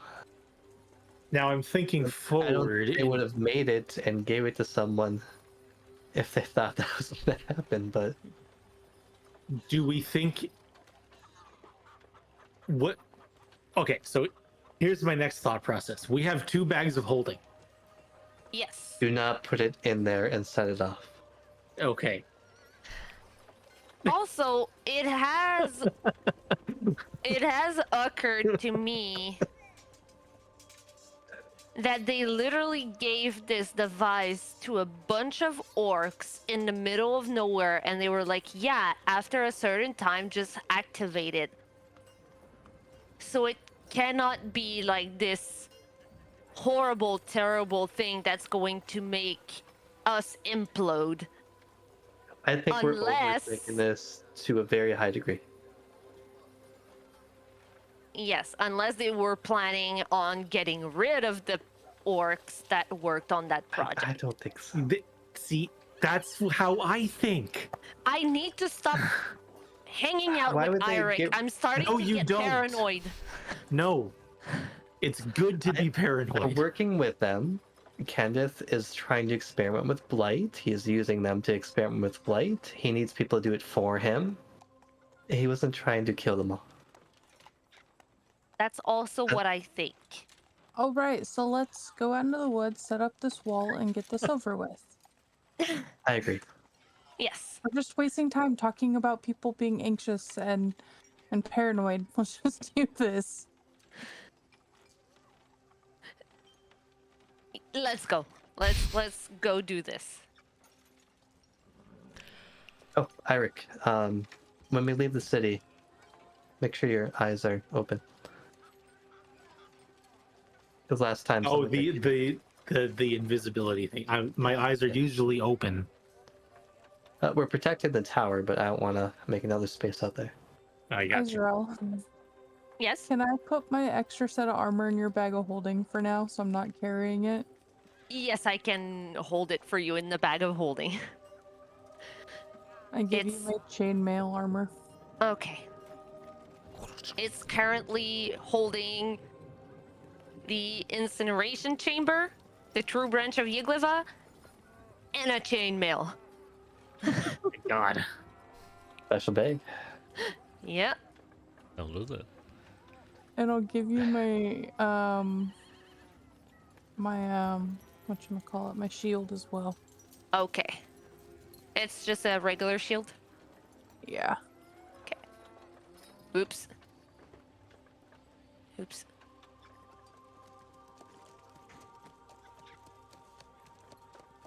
Shield. There. Good. Okay. And I'm gonna lead us east of the city. Like, I don't know. Go for a little bit of a hike. What? How long would like a mile take? Like half an hour? Yeah, we can go for like a mile, mile and a half. All right. Yeah. Where are you going? East, west, east? You said? East. East on the map, because we're in the Holy Defense Grounds. It looks like there's plenty of doors. So Okay, so east on the map, as in, but you're leaving the city.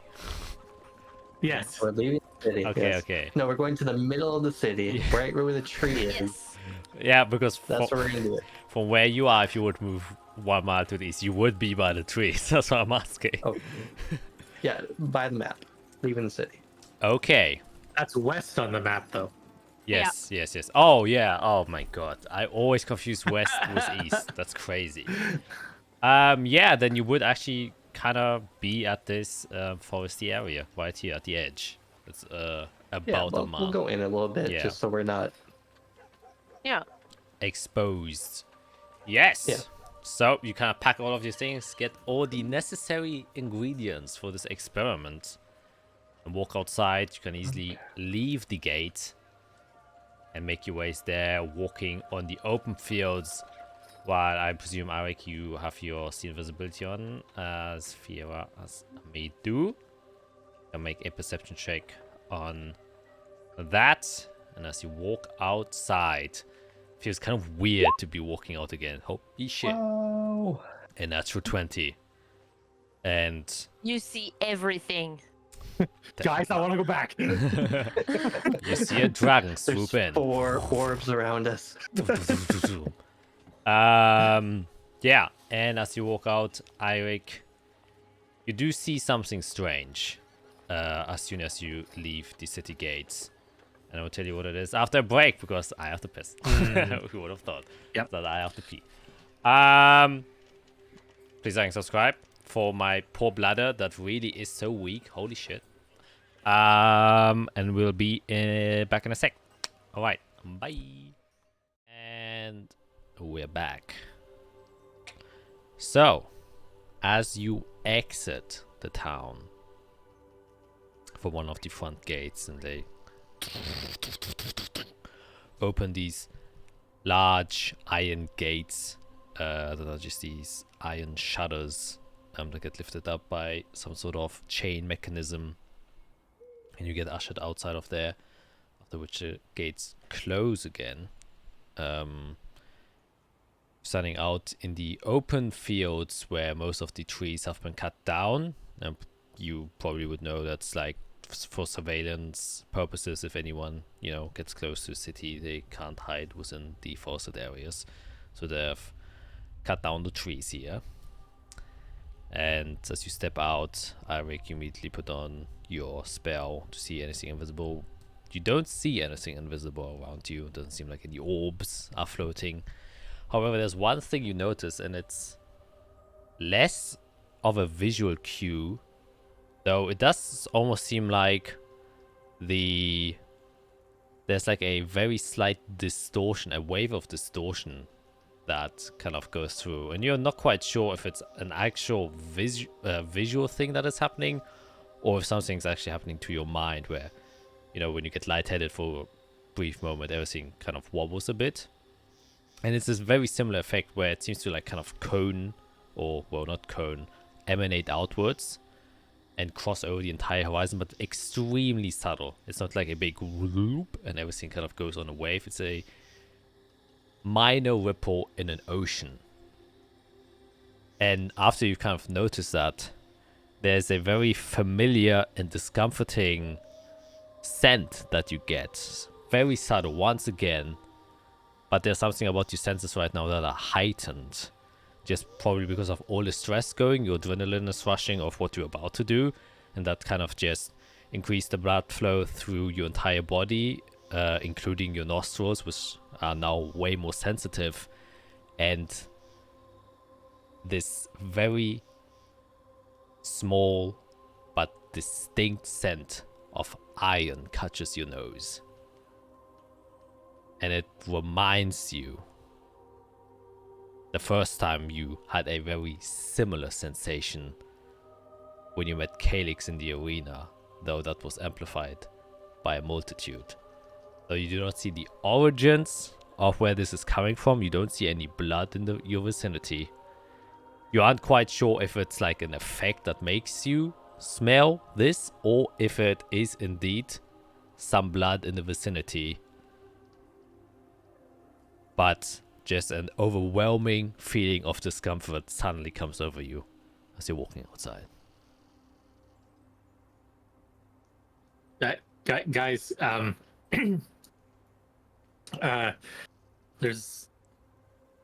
don't necessarily see anything dangerous right now, but I've got this like wave of discomfort, and I smell blood. Jade grips her sword even tighter. Nobody's taking it away from me. Are they around? Have they come to take us down finally? I don't see anything. Like, just to make sure.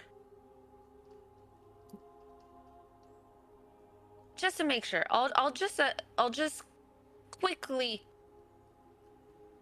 cast detect evil and good, just in case. So I'm trying to sense if there's any aberration, celestial, elemental, fey, fiend, or undead within 30 feet of me.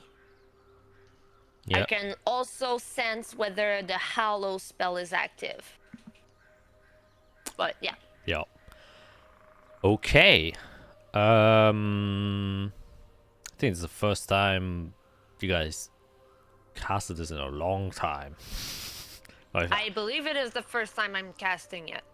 I have an ability that lets me do something similar. Yeah, it's your paladin ability, right? Yeah. Yeah. Okay, you do that. It emanates outwards, and you're all kind of huddled together. And indeed, you do sense a creature, a fiend, very close to you. It's standing right next to you. And as you look, you see Jade. But it's not coming from Jade. It's coming from a sword.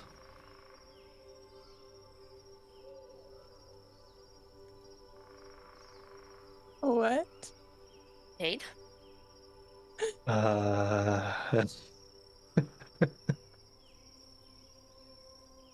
Yes. What's going on with your sword? I'm immediately gonna like look at my sword. You grab it. Yeah, make perception or investigation check depending on how you look on it. I'm gonna. All right, let's do this. Oof. You know, I'm gonna use my inspiration. Let's see if I do better. Okay. Oh, I do well. Oh my god!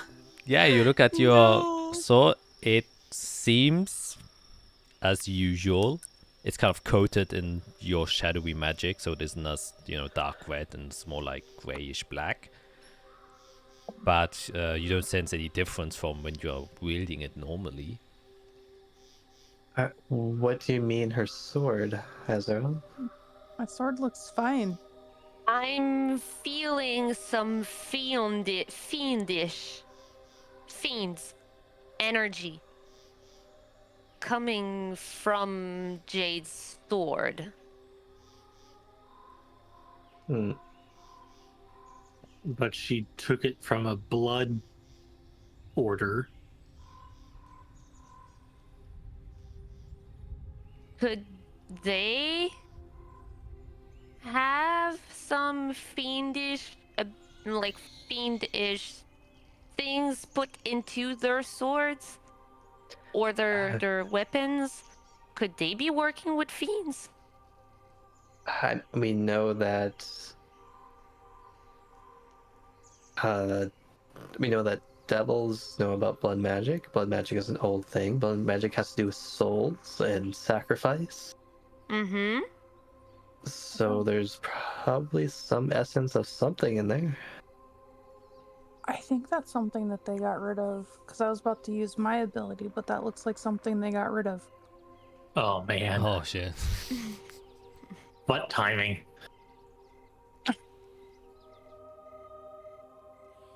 Jack, can we just go back to the description of the shimmery thing that I saw?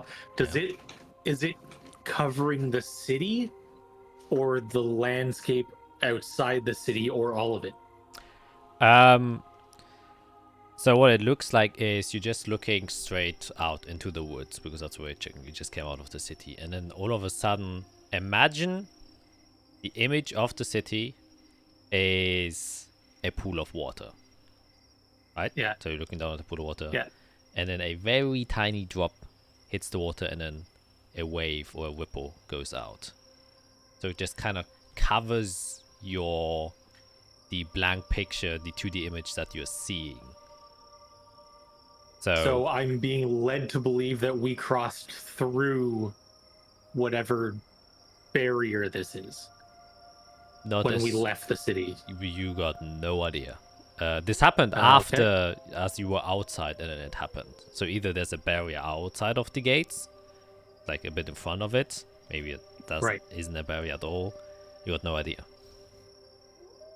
Yeah. Okay. It's super weird. Why were we not sensing this inside the city? The city is probably warded against that type of thing. Yeah, but Or we were it's a also growing not in the effect. city. She's had this weapon outside of the city before, and we haven't noticed anything. I don't know why it's not on my character sheet. But on like the paladin class of the new ones, it says that I have divine sense as a bonus action. Oh, why don't you have it? Yeah. I don't know. That's weird. Unless I'm just blind and can't find it. Let's see. Yeah, it says it's called Divine Sense. Huh. Uh-huh.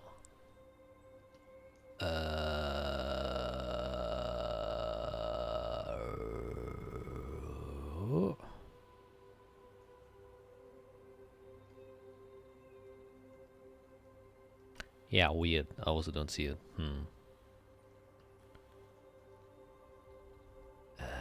Had that a variation of it.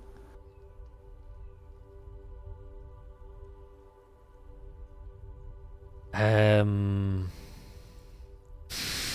got no idea what to say. Which, because if I still have it, which it looks like I do, but it doesn't look like I do, I want to use it to try to figure out what's going on with my sword. Yeah. Let me quickly just. The fun things when the editions change. Actually, I should put that in the title of our videos. That changes. Let me see real quick. I'll just. If this is something that you get, when would you get this then? Oh yeah, Divine What? Sense. You're right. Channel Divinity as a bonus action. You want to take. Yeah, I was But it yeah. doesn't- Yeah, you just have it. Just use one of your channel divinities. I think it's just glitched out again. Is it supposed to use my channel divinity? Because before it never did. Really? Yeah. It says under channel divinity as a bonus action.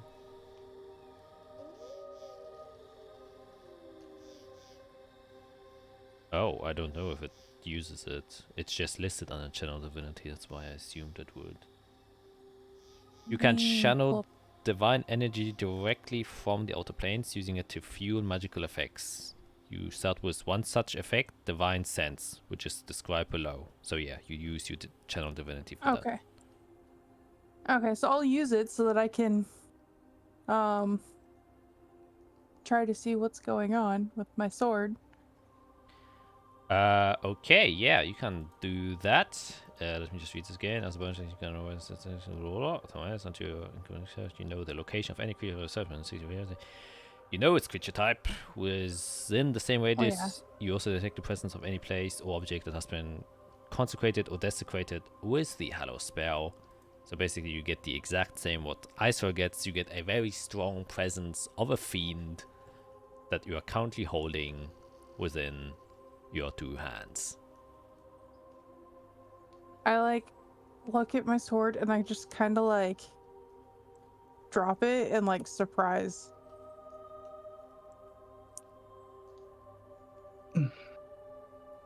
What's wrong Was with this my sword, used to guys? kill something? I mean, we've seen her use it. It can take in blood. I So I guess mean, that tracks. What did you do in the fiendish. ruins? What? Fiendish does mean devils, right?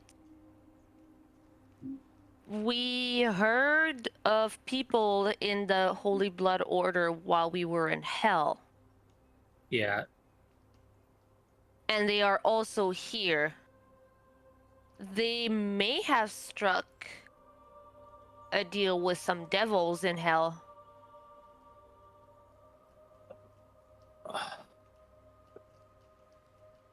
Because every time you feed blood to your blade, you get some special abilities, correct? Yes. So you might be feeding some fiend-ish energy with your blade, which is what we're kind of detecting on your blade. Would that make sense, or am I just... No, that makes sense. I don't understand why Zephagus would have given it to her then. If we're feeding some sort of fiend, some sort of devil, some sort of trade of life, why don't does even he tell me support we that? have to start not trusting Zephagus. No, Don't tell me this. I think, if anything, he may not have been aware of that. That there's no way that's true. Because He knows what's in our bags. He knows what items we carry. He knows what magic we use. At a glance, he knows what that sword is capable of. yeah, but we just came back from some ruins talking with a devil. Like, that sword has been close to a devil for the first time in who knows how long. Maybe it has woken up something or activated Or feeding it something. blood woke it up. Is this sword part of the key that we need for the damn ruins down there? I don't think so. I don't know. I I think just this know is a that there's weapon. something going on with my. Who Yeah, had the sword before it was given to you? It was the blood commander person. Whatever. What's his name? Let me find his name. Could he be trying to call on his sword to figure out where it is? And it's sending, like, They can look upon us whenever they want. he might be using the sword as a tether to look onto us. Could be. Again, why just now, though? I mean, we haven't really looked before, have we? At the sword?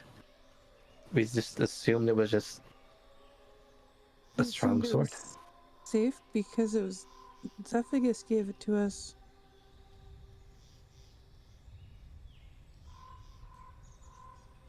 We're probably gonna have to have a little conversation with Zephygus. He told us he was gone for a while. Yeah, he's quite busy, it seems. It's unlikely. So we know the sword is connected with blood magic and fiends. The question is, do we keep using it? We also have this, and I'll pull out the horn. This is connected to blood magic. This is connected to fiends. Yeah, and not even Tiamat's blood. pull that out. This is connected to a dragon that is slumbering after being punished. I don't know if we should use any of these. Look what happened to Iric. A dragon that was punished in hell is offering him power in his dreams. Are we going to listen to these devils? To these dragons that were punished? Are we going to use this blood magic and fiend and devil contracts?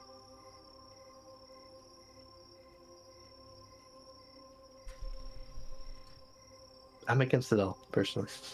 Jack, can you remind me what the blood commander's name was? Yeah, can do that.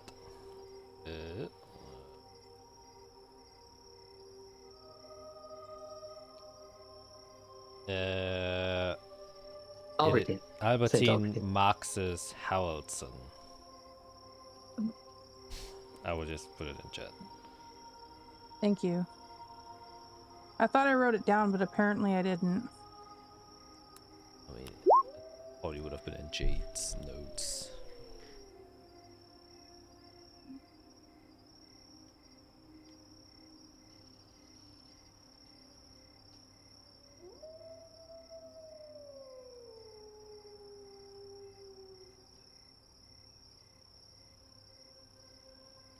Yeah, I wrote that we had the battle and where I got the great sword, but I didn't put the original owner's name. I think we didn't mention his name when he appeared. He usually referred to us the Light Commander. It's easier. Blood Commander. Yeah, Blood Commander now. Got a promotion.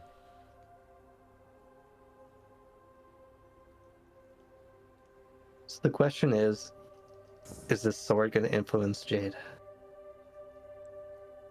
Are we feeding some devil some blood?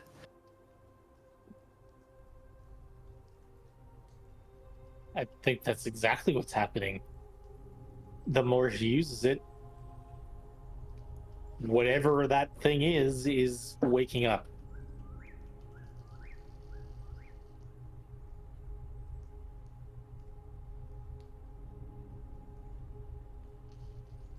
I'm tired of getting influenced by devils. Yep. It did not help us. Their power is not worth it. We can't destroy these things, right? Because that's probably gonna cause us more I mean, maybe harm. eventually.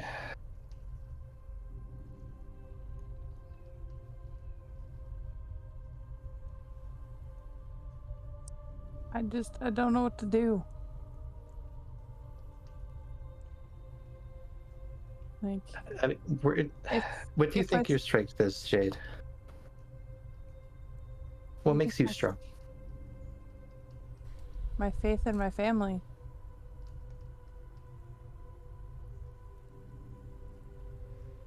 As long as I remain true and I remember them, that's where I get my strength. If I lose that, I lose everything.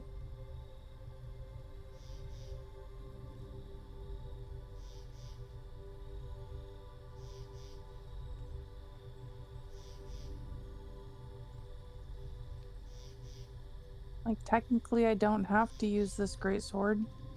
But the downside is, if we encounter something that is resistant to non-magical attacks, I'm crippled. We can find you another blade. I just don't think we have to give up who we are and how we fight for blood magic, for power that isn't ours, for what we aren't. There's a chance that we use this horn, that we're feeding the people that were, want team at Risen. If we use that sword, we might waken some devil that wants to make a contract and wants to be freed from the sword, or wants to...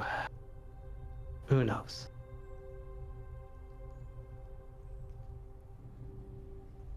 We can't keep going along with these things. We all have very specific, serious family issues. Well, yeah, y'all do.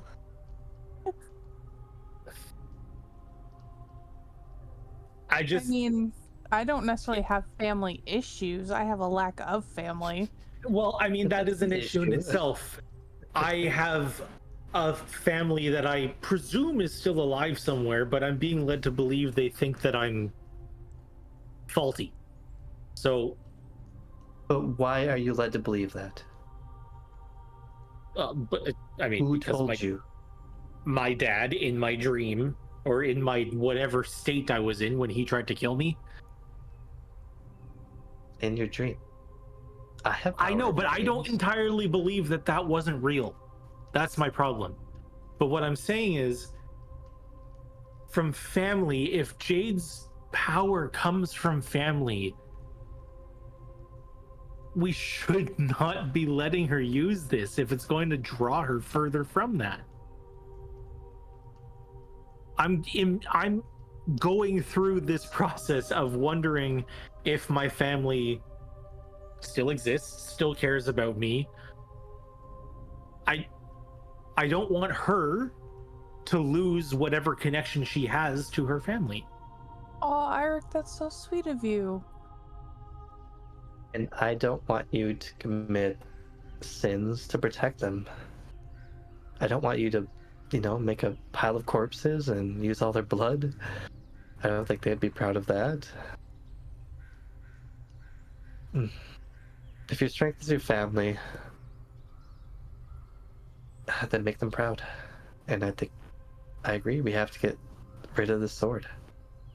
Find you a weapon that your family would be proud of you wielding.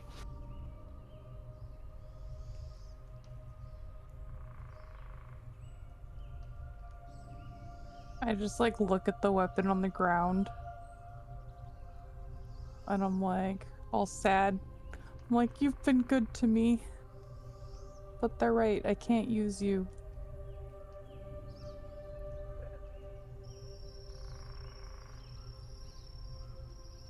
I'm just expecting the sword to answer. I mean, Just it very looking well, at. I mean, it very well might, but I'm not attuned to that language anymore. So, Right. And the commander was I mean, Eric's looked around. Maybe we do have to be more careful of Zephyus. maybe We he really don't didn't know him. If he doesn't know, when he knows more than all of us combined,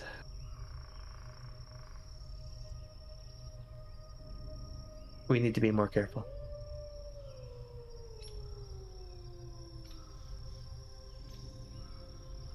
For now, let's put the sword in a bag of holding. I'll attune it to the tower, and we'll find you a new blade.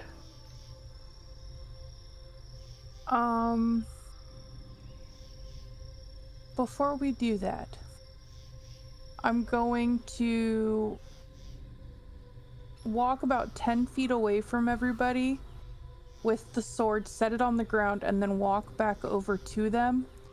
And I said, I just need to wait a minute to break my bond from it. Oh. If it's in a bag of holding, can it be? It can't be seen by anyone trying to look for it? If they know it's there, it's possible, but it's a lot harder.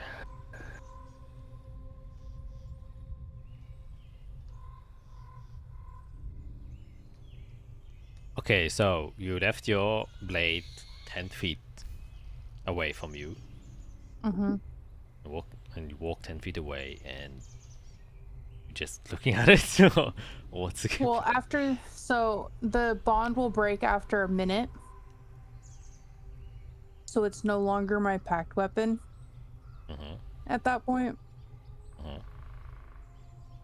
I mean, I have to like do like a ritual to unattune to it, right? Yeah. Or for normal items, usually you have to spend like an hour to kind of get it out of your system. So it's no longer my packed weapon, so we can put it in the bag of holding if you want.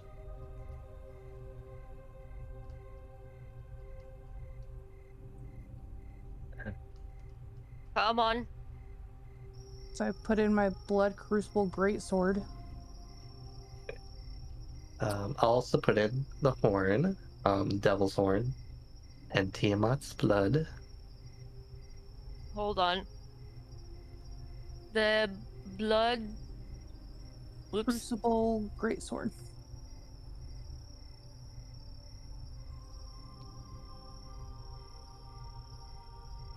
Sending that over to the bag of holding.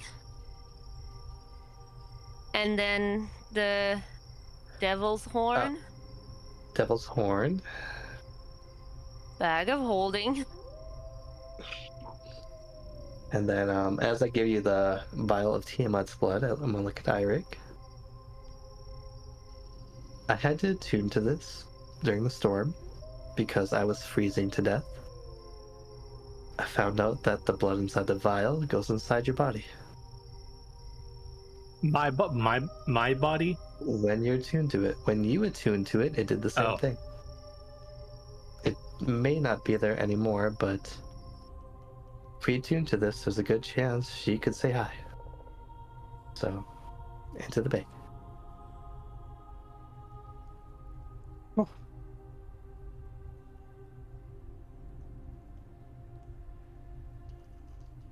Oh my god. Just to let you know, my bag is currently a third full. We have 120 pounds of stuff in that bag of holding. Yeah, We're we gonna gotta have protect that bag. Yeah, we're gonna have to do some cleaning up. Yeah, eventually we can attune some of that to the tower. Yeah. But for now. Okay. And about the thing you Can saw, I have Irene. my shield back? There's your shield. Do you have another weapon? Do you have your old weapon? So I can, as a bonus action, I can just create a great axe in my hand or Oh, whatever weapon that I want. Yeah. but I Fun hack thing you have, right? Yeah. Do you keep it at a Dude, my weapon? AC now is 21 Yeesh. because I Uh, can have my shield back. yeah, so do you produce your weapon or do you just leave it like usual, just kind of within your hands? Or within your ether, I guess? I still don't quite understand what the shadow weapon usually goes. Um, I don't know, like, because the greatsword you carry just around with you, right? You never, like, kind of just... yeah. I'll summon it for the first time, and because that's how I create the bond with it. Mm-hmm. And what type of weapon do you produce? Let's see. I think it's the battle axe is the one-handed. Yes. One or two-handed. Yeah, so it's a battle axe. Okay. See the shadow once again coming from Jade's hand. And you can see this large form manifest in front of you, and holding within your grasp is the Blood Crucible Greatsword once again.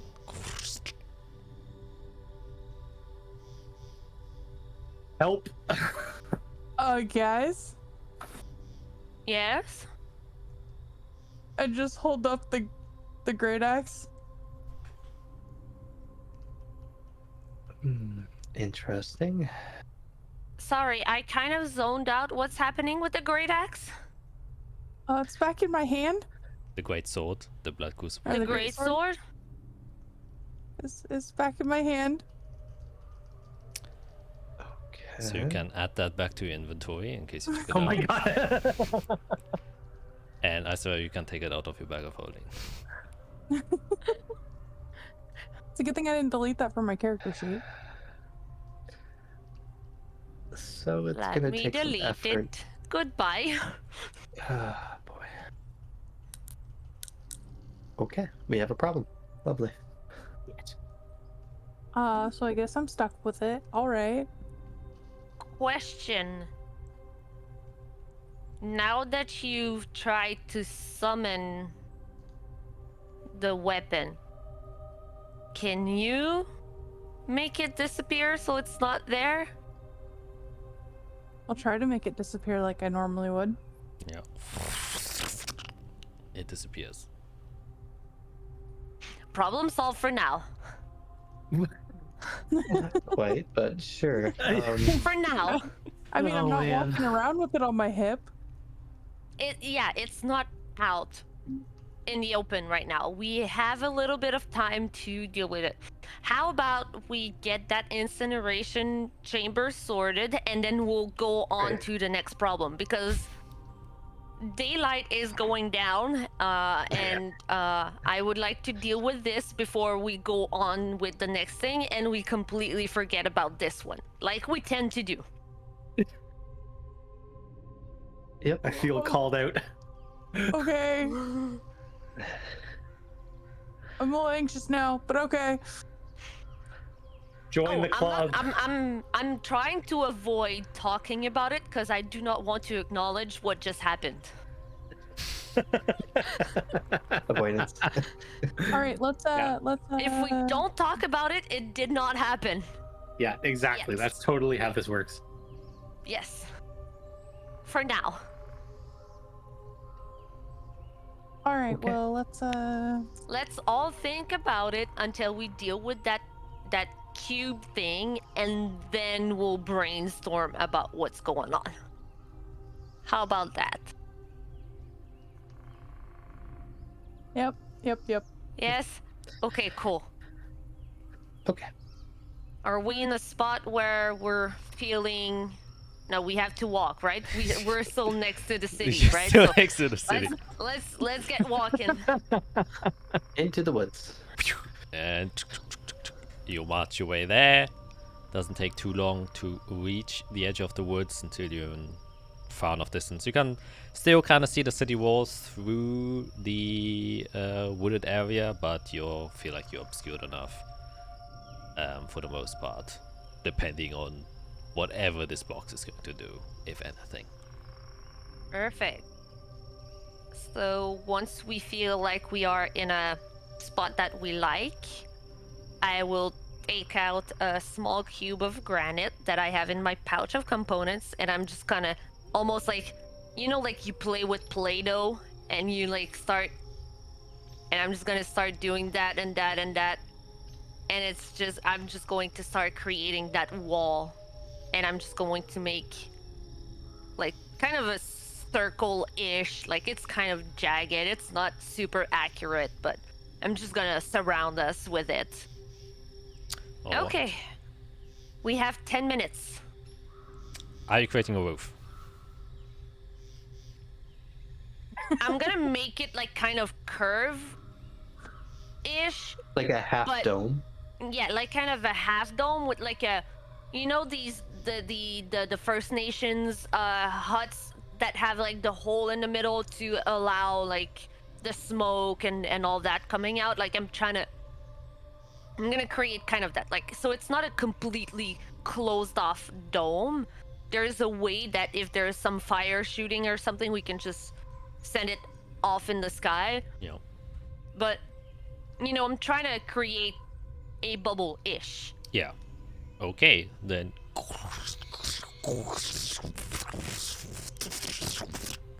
The stone manifests and transmutates into this somewhat decent-looking furnace shape. Reminds you of some of the kind of smithy furnaces that you've seen around that also do a similar shape to kind of allow heat to escape out on top. And now you have this nice little stone furnace in the middle of the woods.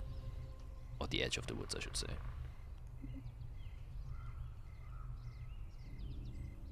So, 10 minutes. Yes. So what we're doing is I'm gonna invoke my new flame power. Become, what the hell's the word? Resistant, Immune. immune Immune, to fire, to the fire damage. I'm gonna go in, I'm gonna click the thing, Mm-hmm. and then I'm gonna put it down and walk away again. Sure. Maybe walk like to be 5 feet away from it, so that if something happens, you can either like, you know, Yeah. because you're immune Well, I can and just we're put a not. bubble around them and see clicks. Yeah.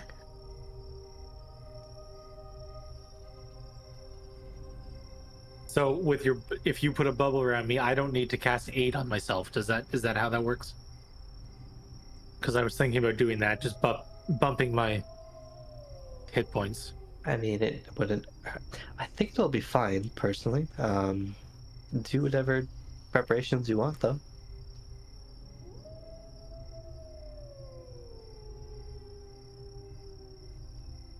Okay, I'm gonna pull out a strip of white cloth and just start like rubbing it all over myself and cast aid at 3rd level.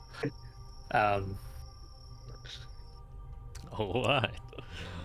Yeah, just yeah. So that's 10 temporary HP doubled. No, temp HP. Wait, does temp HP get doubled?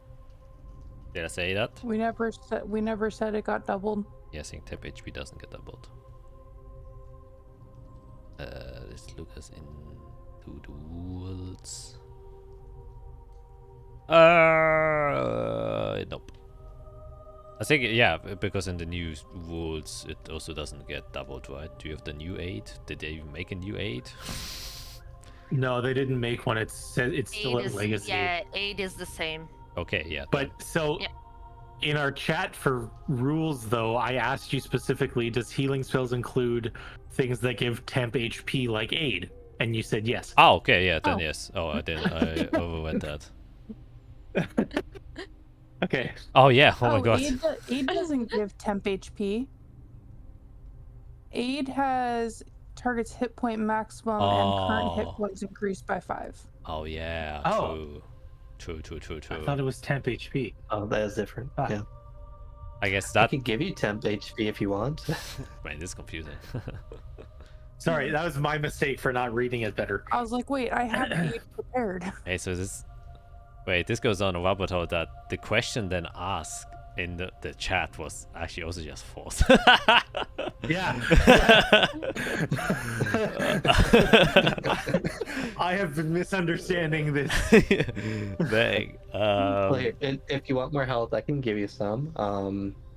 I'll cast a spell quick, freeze it in time, give you a black bead, focus on that, and you can borrow some strength from other versions of yourself.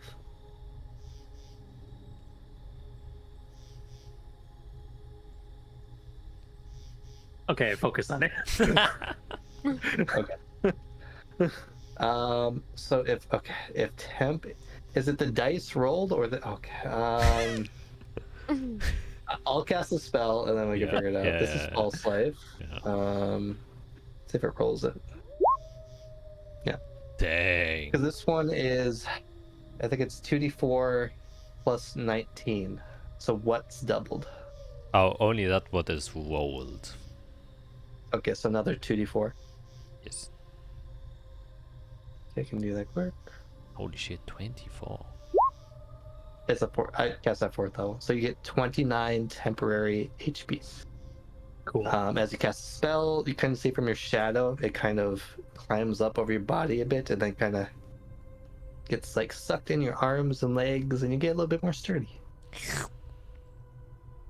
He inflates.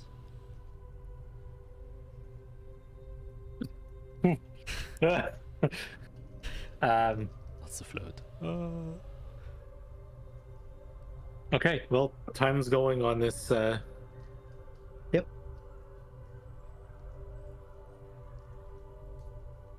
I guess we get into position. I don't know. Yeah, how do you position yourself? know. You have this. Everybody I'd like to see be the technique. outside of 15 feet of me. Do not easy. be within 15 feet of me. Wait. One other clarification. I think the furnace doesn't have a door, so you have to climb in from the top. God damn it. Yeah, there's no door. Oh, I don't have We're flies. Oh, you have locked your in boots. here. You're fine. Yeah, I've got my boots. Oh, we're all locked in there? Yeah, Yes. she said she cast it around us. Yes. Gee, okay. Well, okay. That's what I kept saying, and you were like, "Oh yes, yes, yes." Well, I didn't know it was gonna be closed. If you guys want to stand behind me, I can brace myself with Well, I my might just shield. put wall of force up around us. I kept. Don't Yeah. be I within can't- 15 feet. Okay. Ew. I squish me, Jade, and Israel together, and I'll do a really small wall of force. Okay. There you go. Scoop. So you're cuddled in this tiny furnace, surrounded by a wall stone, and then surrounded by an invisible wall of force, while Eirik is outside of this with the cube. I cannot protect you anymore, Eirik. I'm sorry. I thought he was Yeah. inside the wall of stone with us. Yeah, he He's in is. the wall of stone, Yes. but not in the Oh. wall of force. But But not- yeah, We're all in the wall. You guys are in a bubble Yes. Yeah, So inside the basically- wall. inside the wall. Hold on. Let me. Okay. So currently we have the wall of rock that is like this, right? Mhm. Eirik is somewhere like this, or maybe right here, and we are here inside a little wall of force. Yeah, we got it. We understand. Yeah. There Alright. you go. There you go. Christ. I think nothing's gonna happen, and this is gonna be so anticlimactic. Yes. Hey, that's what I said in the beginning, that nothing was gonna happen. Yes. Yeah. Yes. Yeah, But I would rather look like a dumbass and in all of our protection than something happening. Okay? that's true. Yeah. Okay, Eric, it's on you. Okay. I'm gonna turn around, make sure that they're outside of my emanation zone. I'm going to pick up the thing, the device, and It's heavy. Real heavy. You're pushing it on the ground. It's 50 pounds. I'm not that weak. Immediately I'm installed.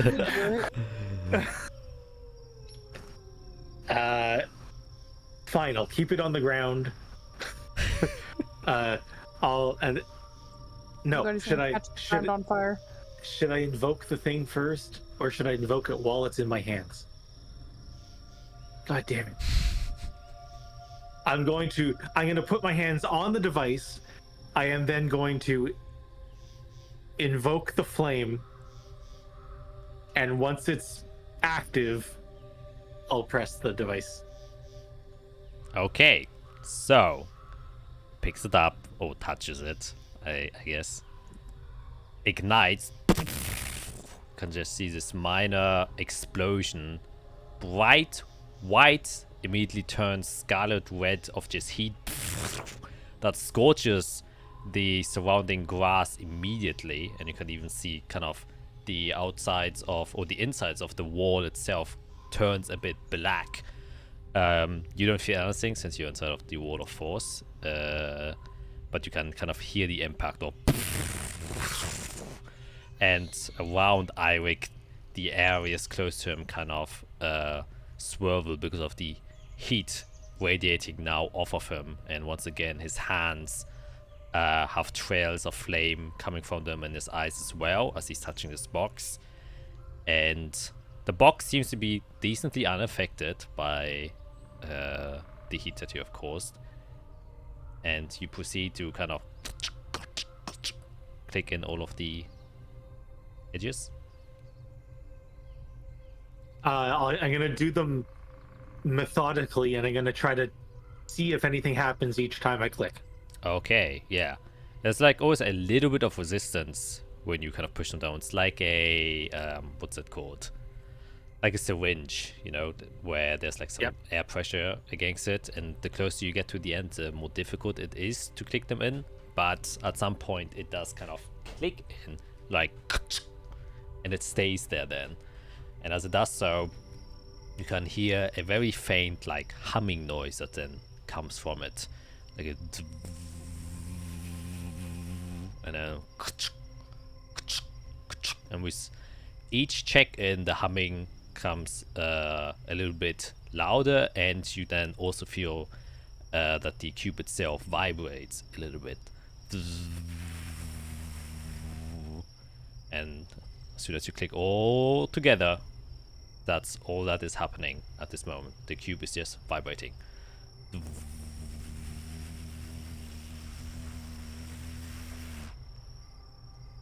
I'll cast a message spell to him.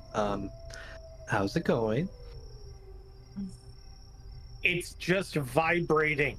There's a hum. Sounds like it's working then. Every 10 to 15 second, all you hear in your head is Isarel going, keep going, hold on, keep going, hold on, hold on. I keep casting message to him. Okay. But I'm spamming Eirik. I'm just kind of like standing, like I keep leaning forward to look at it and like backing away and. Yeah, about You got this. 30 seconds pass, and at this point the humming still continues, though you now see a very faint glow coming from the cube itself, like as if you heat up metal, that it kind of starts to glow. where you realize, oh dang, it must be fucking hot inside of this cube if it is able to make the Zen and Ice tungsten Minus glow. 60. Whew. Yeah, magical kept minus 60 that is now starting to almost melt, and it just continues to vibrate and has this low hum.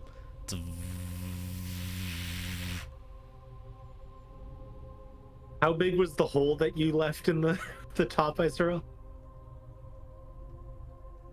Oh, kind of enough so that, you know, I was thinking, you know, like because it's basically what 100 feet around. So I don't know what's the diameter. Oh, brothers, math, geometry, Yeah, math. pi. Math. Where do we use pi here? Pi, yeah. There's Would a the pi hole somewhere. be big enough for a person? Yes, Oh, yeah. I definitely did. I definitely did. My idea was that if you had your flaming wheels or your whatever that made you go up in the sky, that you would be able to fly up with it. I did go in All right. So- thinking that As- might be happening. As it's glowing and I see it start to react, I'm gonna activate my boots and fly up like Willy Wonka when they're in the bubble chamber or whatever. Just float up into the top of just kind of watch it from up top and be like, I think it's working. Okay. Yeah, just give it a couple more minutes. Yeah, it's working. As you fly up, another 30 seconds pass and your flame state disappears. And you're still floating above, right? I presume. You Yep. immediately get caught by an insane wave of heat that is shooting directly out of the thing, that is almost burning you if it weren't for your resistance towards heat itself. And you're realizing, like, holy shit, this is like crazy hot. And that's when you other guys realize that the stone wall around it starts to melt. Oh And my god. the surrounding grass starts to ignite, and the hum just continues. And now you're seeing that the almost entire cube is starting to light up and almost melt. I like start to like try to put my shield over all of us that are inside this wall of force. It lasts for another 9 minutes, so we should be okay. I'm still trying to protect it any way that I can. You guys don't feel anything. It's the wall of force is like chill. Temperature controlled. I got the AC up. Yeah. Wow. To Eirik, I'll message. Okay, get some distance. Yay! My god. Okay, Eric, you can make an Arcana check.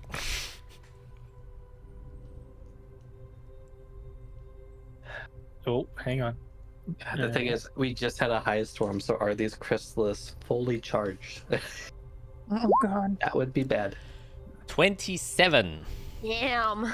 As soon as you're feeling the heat, the vibrating, the continuous glow, the increase of heat, and just having, thought about the different methods of how energy can be extracted from crystallises, you quickly realize this is like a mechanism that is continuously sapping energy from each crystallis inside of there in a very fast rate. And there doesn't seem to be an off button, and it's just going to continue sapping energy until something Jesus makes it Christ. go off. And you know exactly my what God. that means. And there are four Oh of my them God. active right now. It's And gonna kill us all. and you see, after, let's say, 2 minutes have now passed, the outer side of the wall inside of this dome has now also started to glow because it's become so hot and it's starting my to God. liquefy. The ground Oh my itself is completely set ablaze and is now completely black and ash, and the cube is sinking as it's burning everything beneath it, as it's just my continuing God. to hum. You hear in your head, turn it off. Please turn it off. Oh my god, oh my god, oh my god, oh my god. Fly back in and go right down and just go. Oh, you fly back in? Yes. Yeah, make a constitution saving throw. Okay. I mean, it has to be destroyed by now, whatever's inside. +5. Okay, that's an 18. Well, So still, if you're within 30 feet of me, you get the +5 anyway. Or is it 10 feet? I think it's 10 feet. 10 feet. Yeah. yeah, and I think Eirik went deliberately 15 feet away, so Yep. he's unfortunately not inside. But 18 is enough, so you only take half of that, and another half of that because you're resistant to fire. Resistant. So that is 14, only 7 fire damage. But as you go inside, like, you know that you are very resistant to fire in your normal condition, and this is burning your skin. Even your scales are starting to kind of start to glow up, and you know this is a sauna, and it's just getting worse from here. And it's at this point that you can see that some of the stones actually just fall from it as liquid magma, as the entire stone wall is starting to melt. Oh my god. Click, click, click, click. Okay, you touch one of them. Make another Constitution saving throw because you're touching Oh, something that is Jesus. extremely hot. If you guys have ranged heals, do it. Ranged heals. Yeah. I'm not gonna open Yeah. up this thing. Yeah. But you can cast spells yeah. through it if you can see. I am ready. I am ready. Okay, so once again, you only take half of this. Oops, that's the wrong button.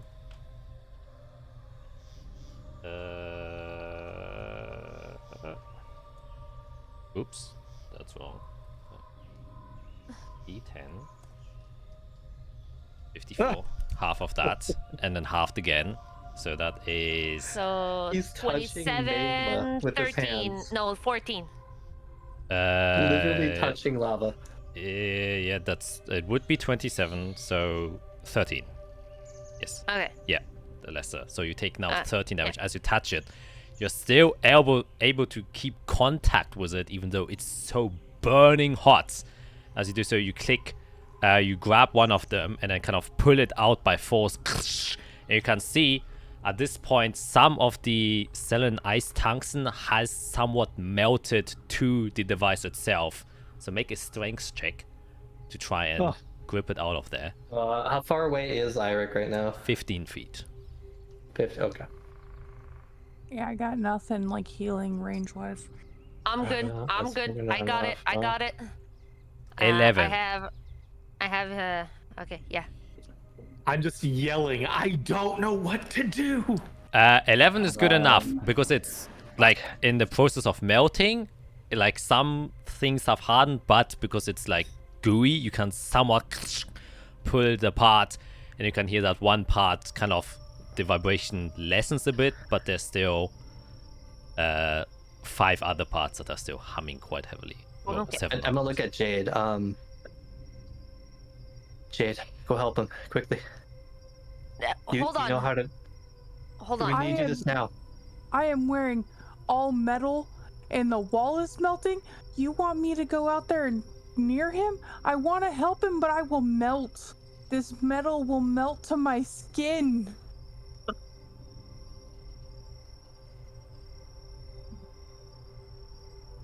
As much as I want to help Eirik, I don't want this metal melting to my skin, and I am not dumb enough to go out there without any armor. Can we cast through your wall of force? You can cast through it as long as it's not Okay. a projectile. Okay. From afar, I'm just going to extend my hand. There you go, Eirik. 11 You're gonna healing. double your dice. So you Right, roll- I have to roll 4 more d4s. Hold on. That doesn't replenish any temp hit HP though, right? No, it doesn't. No. Because I haven't dropped into my regular HP Oh. yet. Okay. Oh. Shoot. Okay. You think I gave you help? Because of my Okay. resistance, I'm still in my temp HP. Okay. Not for Okay. long. Then for the next one, I can say you can try and pull. Oops, that was a sudden abrupt. You can attempt to get 2 out. So with 11, you manage to pull 2 of these cubes out. That's what you can do in 1 turn. However, next turn starts, so you have to make another Constitution saving throw for being in the space, and every time you touch it, you also have to make a Constitution saving throw. Okay. I'm gonna look can do at Jade and Izarel. Can you both leave if I drop this bubble? I can zoop away about, hold on, 90 feet in a snap of a finger. Jade? I can run gonna go help 60 him. feet. Oh my god, you're gonna... Hang on. We don't have time for hang on. I can teleport into him, which will give me resistance to all damage. And then I can try to pull him out. We need to turn that off. He did a con save. Yep, I saw that. 5. Okay, I'm gonna teleport out to Eirik. Okay. Then you can immediately make a Constitution saving throw as well. I would just say it right Holy now. shit. The DC is 18. Oh my god. Oh my Chrono shift. gosh. Chrono shift. Chrono shift. Okay, Chrono Shift. You can roll again. 29, that's much more like Oh. it. 14 with a nat 1, by the way. So, that's crazy. You only take half, both of you, because you have no resistance, and you made it. So that is only 7 damage towards both of you. As you, Jade, immediately as you kind of step inside, you can see that some of the magical weave that you wrap yourself around in is protecting you from this immense heat. But as soon as you step out, your eyes are immediately dried up by the immensity of whatever this heat wave is being produced by this cube. And you can now also see and hear kind of these splotches of lava as the entire structure is crumbling down. Now you're noticing, holy shit, the kind of opening inside kind of half collapses and closes in on itself, and you're within a magma pit trap with no opening to get out, God. and it's kind of closing in on you. As the floor itself is completely in ash and burning, kind of most of the ashes being kind of caught up by the heat itself and being swirled around, making it a little bit hard to breathe and see. As you stand next to Eirik, who's grabbing this Anyone has glowing water? metal hin to try and grab it out. Anyone has any water on them? I'm going to help Eirik. I don't want to touch it because I don't have resistance like he does. But right now you do, Okay. because of your I'm going to help grab it and rip it apart with Eirik. Okay, now make a Constitution saving throw again as you touch it and see if you can keep your hands on it. Holy shit, you definitely can. So you take only half of this, which is 26, 13 fire damage, as you grip 2 other corners of this and rip them apart.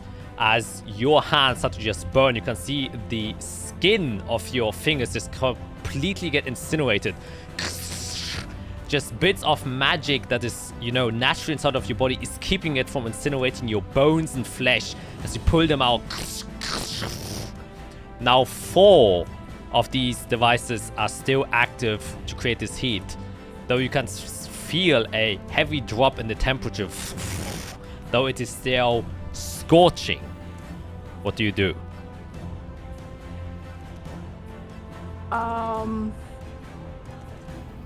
Because I only have my damage resistance for a little bit.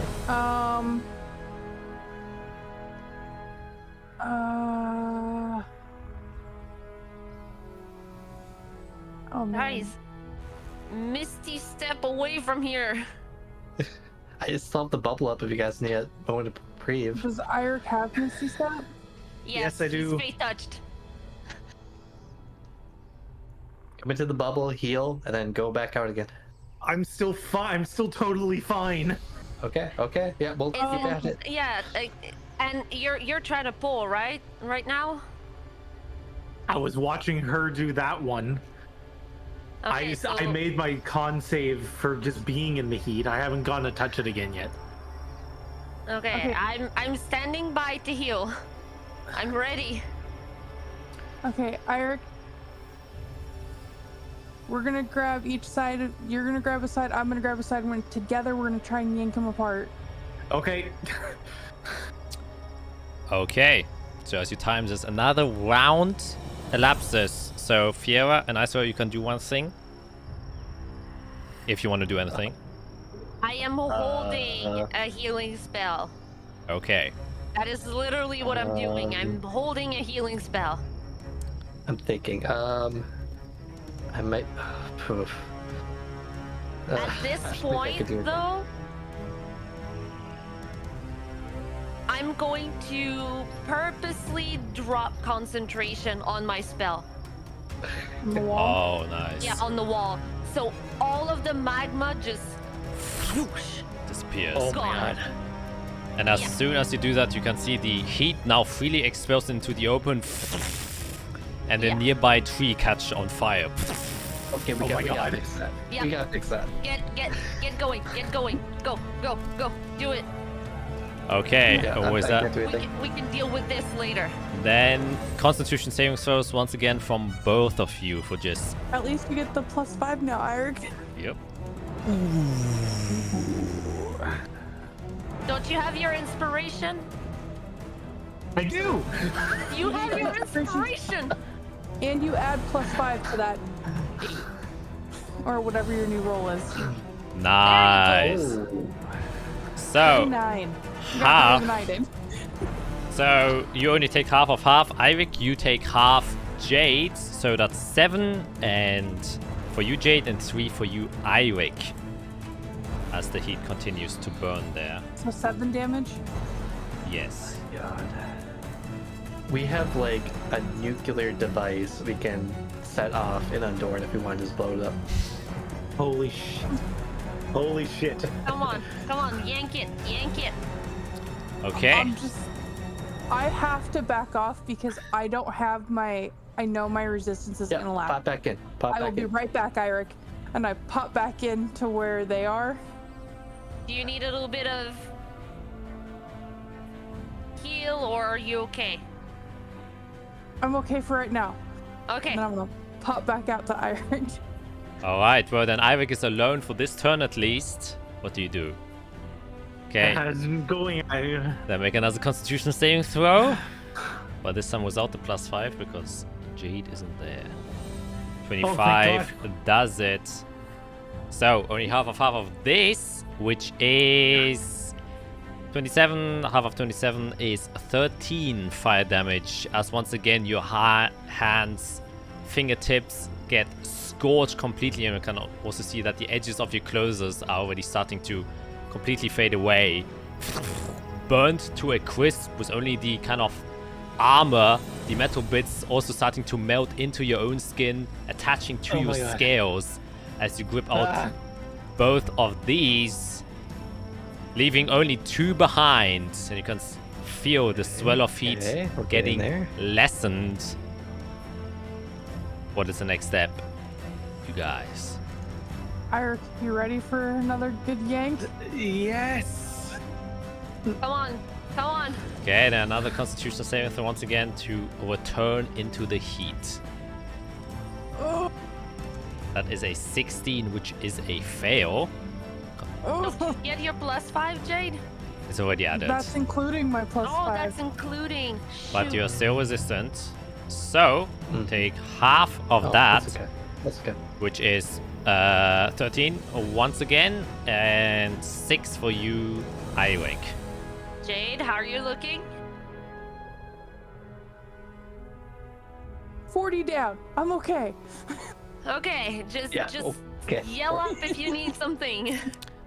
Okay, so there are only 2 left. How do you wish to proceed to do this? Both together. You take that one, I take this one, we go. Yes. Okay, then 2 Constitution saving throws once again.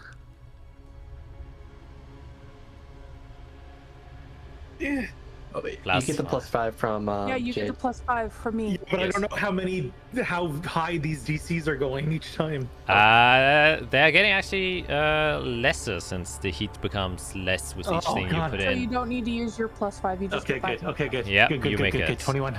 So, you guys only take half of this. Ooh, that would have been pretty bad.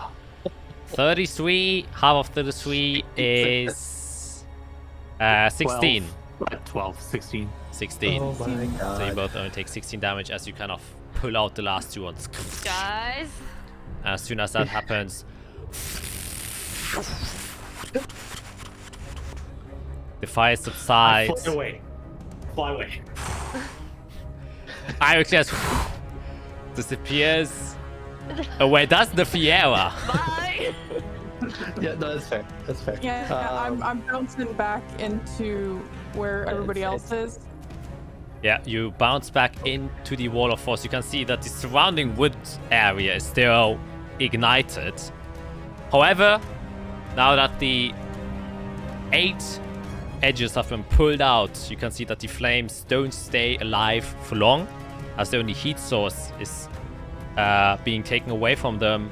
And because it is cold, moist, and frost gathered in the morning dew, the fires kind of aren't able to find any more oxygen and or fuel to keep themselves alive. So by themselves, they go out one by one, leaving behind only a large patch of burnt grass in your wake. The edges of these trees are completely ignited. The crowns have disappeared. You see embers still residing in several spaces, and this cube is now several feet in the ground. After it created a minor crater of just disintegrating anything material in its wake. Well, we learned a lot. Yes, and if questions are asked, I have an answer. Good. I don't. I do. I do. Ark. As I'm just kind of like staring at my hands as they're like burnt. Yeah, Jade, Ark, are take you care good? of yourself. Do I think it's safe enough to drop the dome? Or is it like molten hot on the ground, you know? You presume because it's like grass on earth, it will cool decently fast. So if you wait like a Quickly. minute or two, it should We be can wait a fine. minute. Okay. Yeah. Okay. Quick game plan. We rest for a minute and then we go make sure the fire doesn't spread. Ark, you good? No, Are you hurt? kind of. Do you need Come here. healing?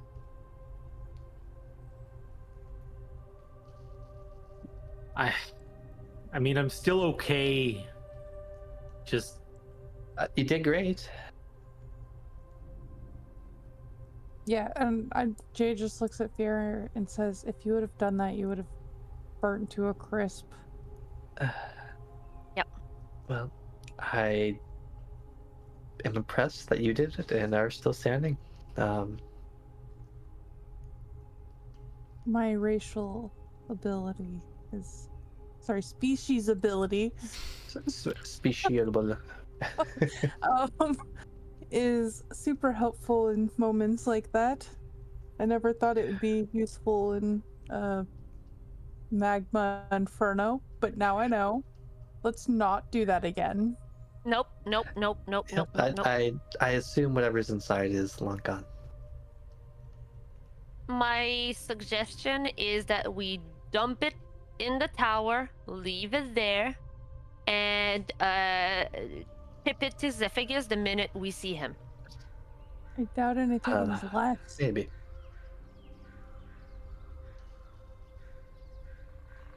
I'm I gonna do want to look inside. But slowly start walking towards the hole/crater to kind of peek over at the thing. Yeah. Kind of walk towards. Look down, everything's completely black. It's the only shiny thing here. You can still see a couple of embers around it. The metal still seems to be extremely hot, still glowing a bit. And it's not a cube anymore. It's very deformed now. especially from kind of ripping the edges out. It kind of looks like a spidery cube of where the metal was like kind of molten to make like these stringy parts on the edge. And you believe you might have broken the cube. Well, I mean, that's fine. Yeah. It's actually not that terrible that it's possibly broken. I mean, our goal was to destroy whatever material they were using, so... The goal was to get rid of the blight. If that did not get rid of the blight, I don't know what will. Are we able to see inside it all? You can make an investigation check. Yeah, yeah. But without touching. Imagine a time release bomb like that, Eirik. That would be insane. Yeah, you look at it, and yeah, there are some openings that have been created through it. Just the metal starting to bubble and melt a bit. So now it kind of is porous. As you look inside, it just looks like a deformed metal cube that is, still emanating some sort of light from the heat itself, and there doesn't seem to be anything inside, as far as you can tell. Yeah, because it had enchantments to keep something aloft. So I imagine if it dropped, we'd see signs of blight. I think we can call it a success. Okay. Let's turn attention to the forest fire we made, and try to stop it somehow. I don't. Is it spreading or is it contained in like an area? Like, how worried do we have to be? No, because of the cold temperatures and it's still quite moist, and its heat source has been taken away. The fire isn't catching very well because most of the leaves are quite wet. So the areas that were dry through the first heat wave that kind of came out as soon as the magma dome was taken away are still catching on fire, but it's unrealistic that it would catch more than it already has. Yeah. Okay, so we're okay. Okay. Interesting. It would be at this point, Israel, you would hear some clinging of metal from the western side.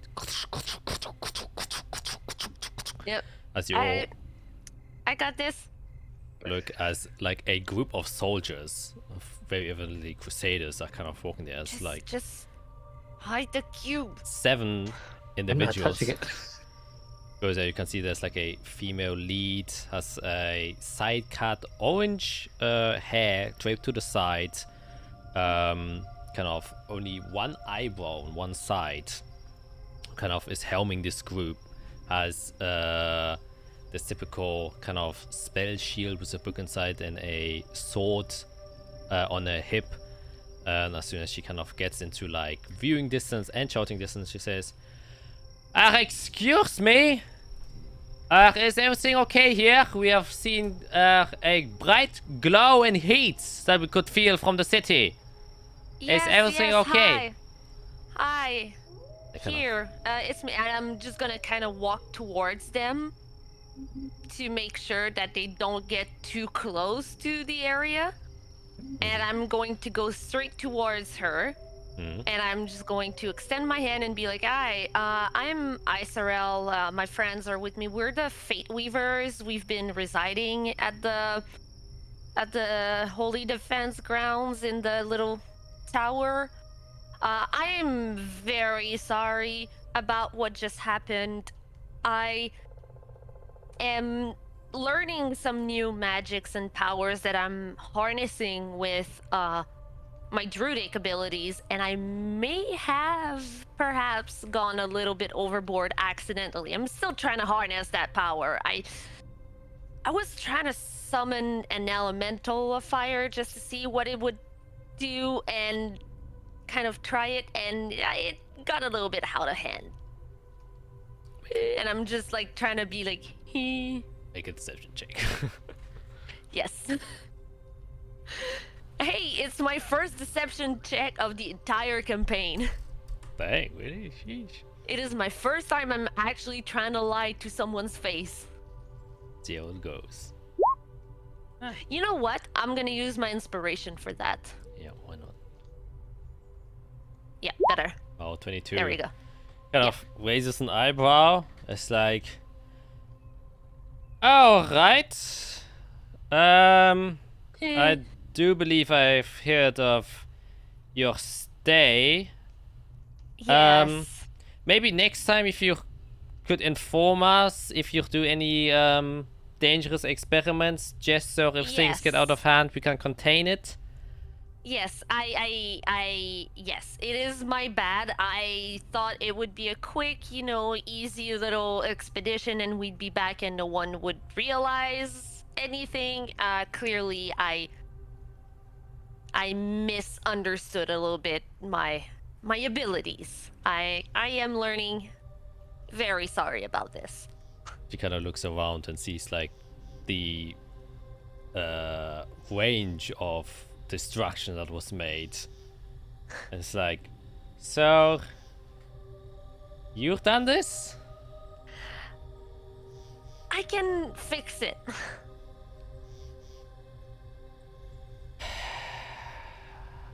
I'll kind of step in behind her and just say, I'm sure you know Blight's hard to get rid of. She was trying to make a flame hot enough to remove it. Oh, that is quite the task. Okay, Yes. then maybe next time you play with fire, not outside in the woods. I was trying to avoid civilian casualties, so we wanted to go away from the city as much as we could, and clearly did not take into consideration that trees are very flammable. Yes, indeed are. Then please, next time a notice at the barracks, especially if you're dealing with something as dangerous and as close to the city. Yes. We thought this was a threat. It was an accidental threat. It was a threat, but an accidental one. Yes.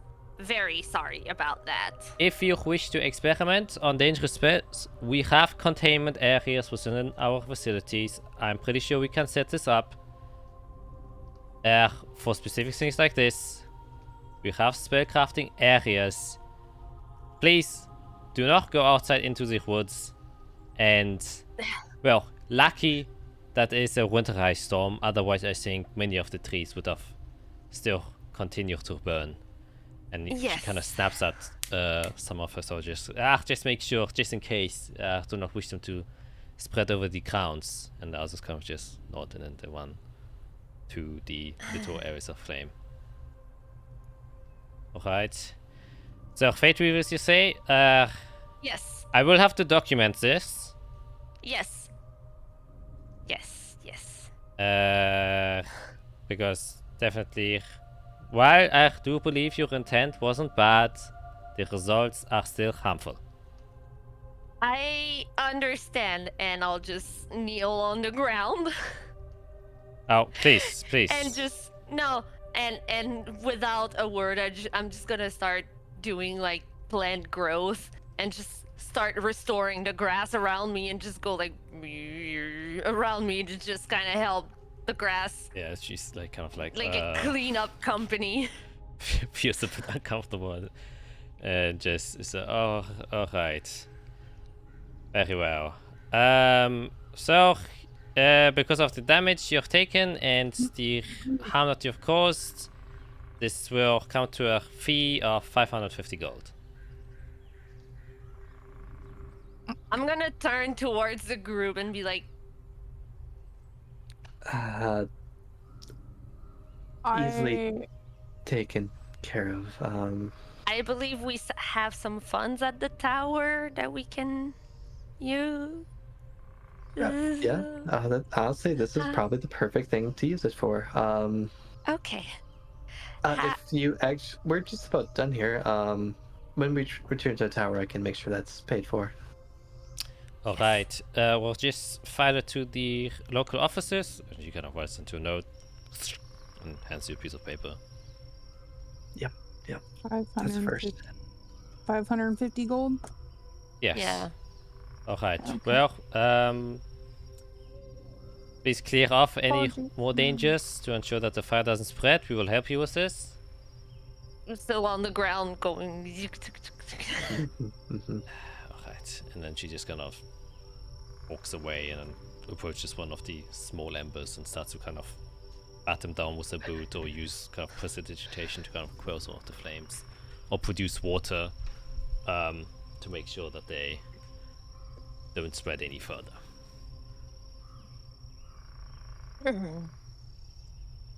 Hey, I'm just gonna like get near Eirik during all this cleanup and be like, so can you pick up the cube? I'm still floating, by the way. I'm still. I'll cast a message spell then. Can you grab the cube?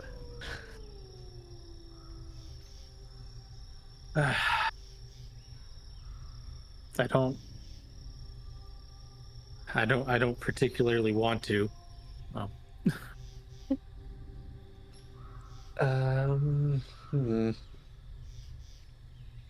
Yeah.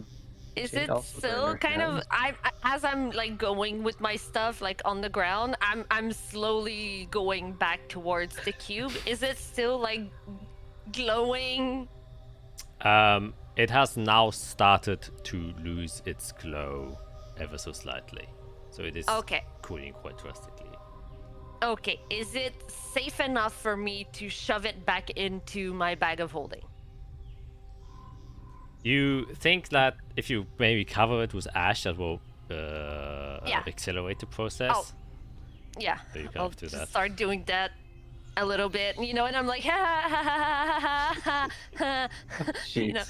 and then I just shove it in the bag. Okay, make a sleight of hand check because you're still Oh trying my to God. play.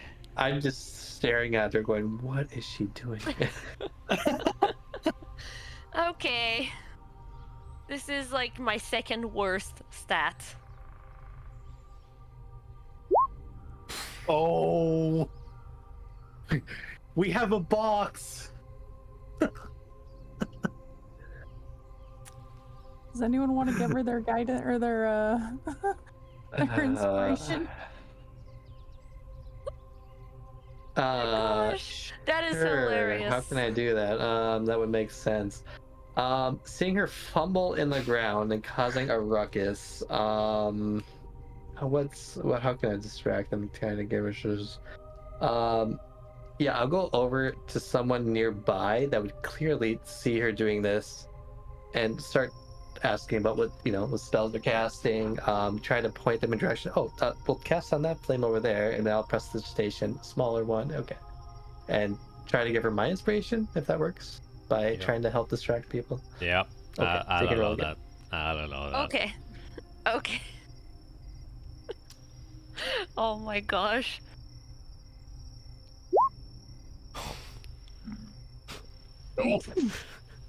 You did a different one than you did last time. I don't know which one you were supposed to do. Oh yeah, wait. Oh, the natural one wouldn't even have counted. I just What? realized it. Oh. With a sleight of hand. You did Oh, stealth. I did stealth. Okay, I will allow you to Wait, roll what? again. Because the first one was Okay. incorrect and our rule is to always roll Okay. the correct one. Okay. So you're using now Fio's inspiration. Wow. There you go. There it is. Okay. It all makes sense. It all makes sense now. Yes.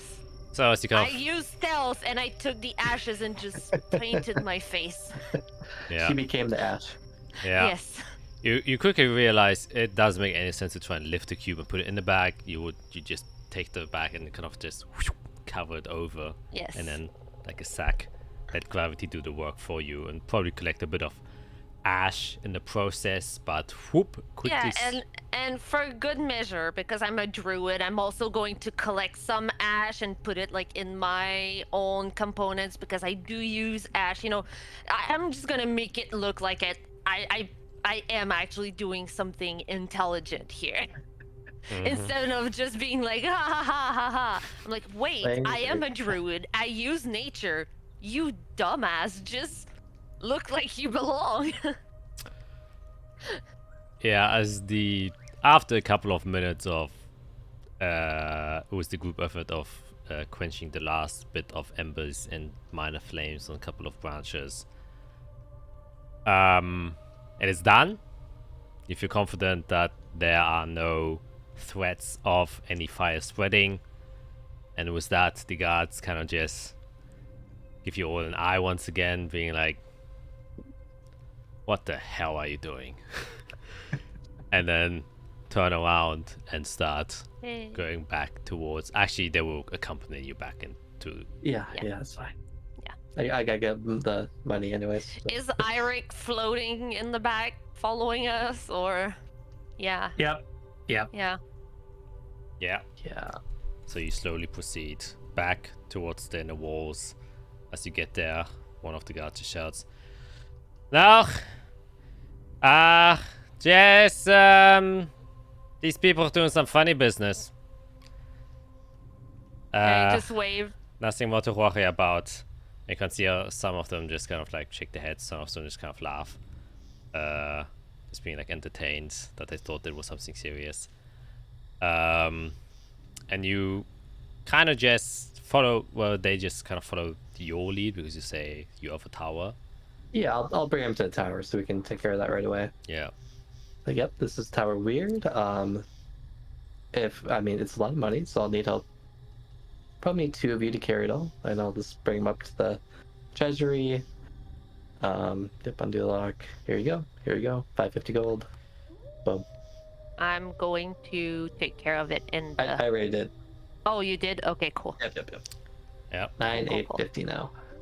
Okay. They kind of just thank for your cooperation and that this at least went very smoothly. And they kind of just warn you to not, or be more careful, or at least inform the guards. And then they leave you alone once again. Oh boy. Sarah is there and it's like, did I miss something? And Glamour's also like, wow.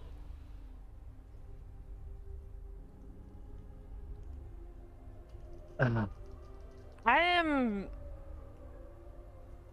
gonna go to bed. Alright. Yeah, that was. That could have been worse. I don't know how it could have been worse, I'm clean. other than us dying. I think like we were. Like the worst was death, and we were there. I mean, good on Eirik and Jade for turning it off. As Jade is currently trying to clean the suit off of her brand new armor.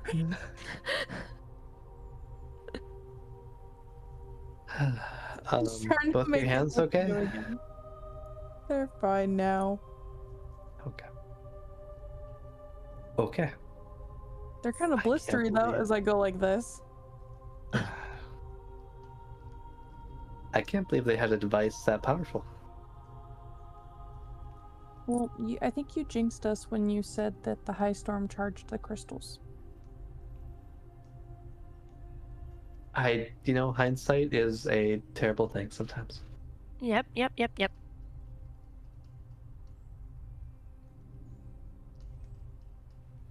But either way, it's done with. We don't have to worry about the blight coming out. Yeah, whatever material was in there, I'm confident was incinerated. Crystals are probably still in there, but we don't have to use them, so we can save that thing for another day. Destroying a great evil was costly, but at least Good we're all news. alive. Yeah, we didn't hurt any innocents. We are okay after it. Singed, yes, but none of us are fatally wounded. And we learned the capabilities of the device.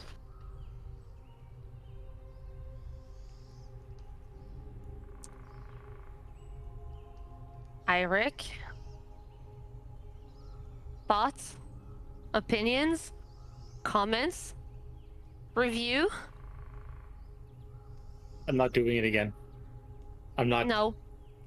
not playing with.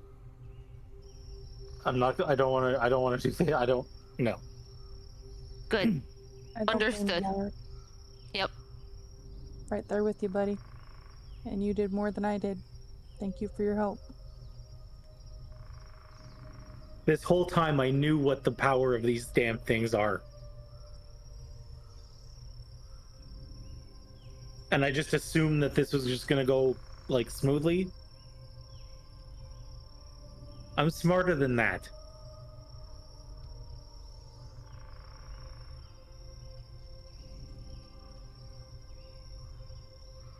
Thought I was.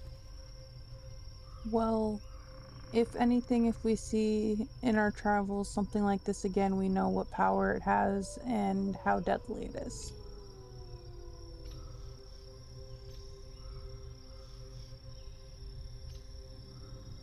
And they don't have it anymore.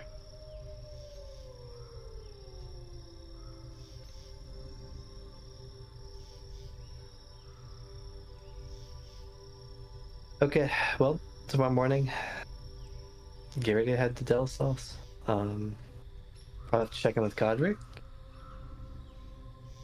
Does anyone want a good meal after that? I did buy groceries. Sure. Yes.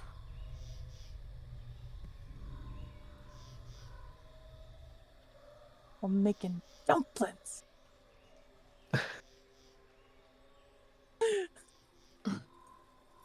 Eirik doesn't react. Yeah. As evening starts to approach, the sun sets once again, temperatures become cooler once more, and with the new ingredients you prepared, or bought, I should say, Jade, you kind of prepare a dinner, and you'll kind of, exchanging a bit what has just happened. The good, the bad, though you did learn, and indeed no one was injured. No one innocent was injured. To a fatal extent.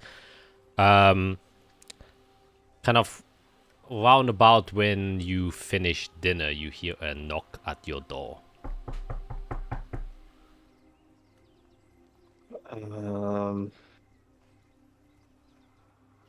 Should be safe. I'll go and greet them. Open it up. You open it up, and you can see a crusader that is there. One of the legion that is kind of around here. It seems to be one very formally dressed with a cloak on one side, with a lot of embroideries around going there.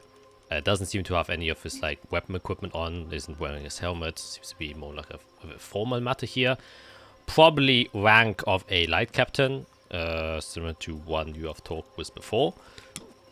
Seems to be like a human male in his early 40s. You can see he has like a very short beard that has already started to become completely grey, with short hair kind of slicked to one side. Bright blue eyes, though very dark brown hair color. And he kind of says, sorry to interrupt any business you're doing. I came here to give you some of the supplies. The High Cleric told me that you requested for some. Oh. Please come in. Oh, thank you very much. He kind of... Oh, I have a dumpling as well. Oh, very nice. Did you get them around here? I made them. You can see he suddenly becomes awfully happy. More than a person should of a dumpling, and he kind of just gladly waddles over. And then you can see behind him that two other soldiers also kind of step inside and say, excuse me. You can see like a younger male high elf and a female half elf kind of step inside. And I say, when they come in, I'm gonna act like I'm just cleaning off my goggles, but I'm gonna actually activate a SIE invisibility. okay, yeah, you do that. I can make a perception check.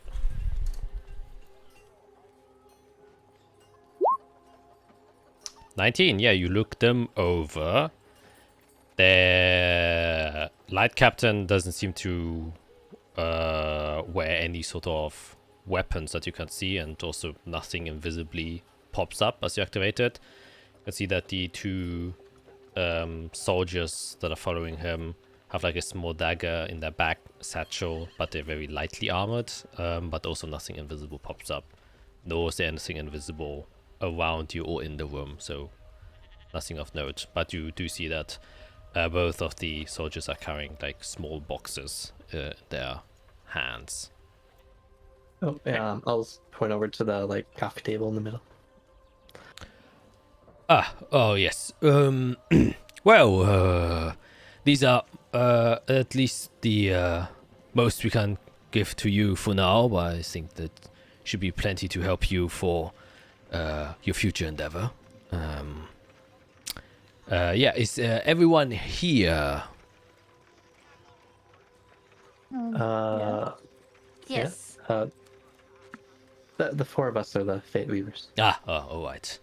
Yes, 4 individuals. Very well. Yeah, just set the boxes on the table, if you wouldn't mind. You can see the 4 just kind of place the boxes there, and then he also kind of takes one of his satchels out and then puts them next to it, and he says, well, quite easily, 4 healing potions for all 4 of you. We also have 4 scrolls of Alter Self, so you can gain the appearance, so you can infiltrate Undorn a little bit more easily without being detected. 1 scroll of Mass Cure Wounds, 1 scroll of Knock as well, and if you need any special armaments, we don't have much to offer, though the basic equipments that have been sharpened and more polished are also available, though we did not know if that is of any need for you. But if you do need, you can make a formal request and then I shall have it be delivered here. Well, all this would be extremely helpful. I don't think any of us need new weapons, unfortunately. As Eirik does this with his head, I'm also going to glance over towards Jade.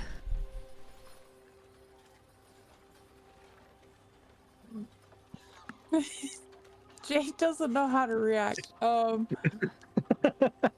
she just goes, would you all like some dumplings? And they're like, yeah, sure. And they also take some dumplings.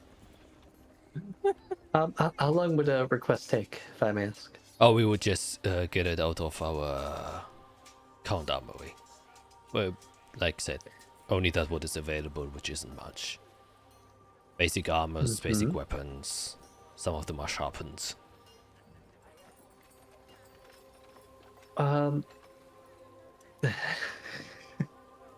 Strange predicament. Jade's too kind. No. She's don't trying to do it. learn. My weapons are fine.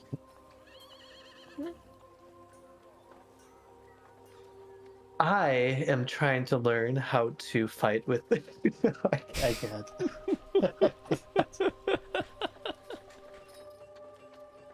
Never mind. I can No. only imagine Fiera holding the sword going, Yes, trying. Let me try this again. I am trying to learn how to wield martial weapons while casting spells, as it would help me in combat greatly. If you have a spare great axe, I would be appreciated. Make a deception check. I'm gonna make it with disadvantage because there's just no. Yeah, I was Yeah. just about to say that was not. yeah. Yeah.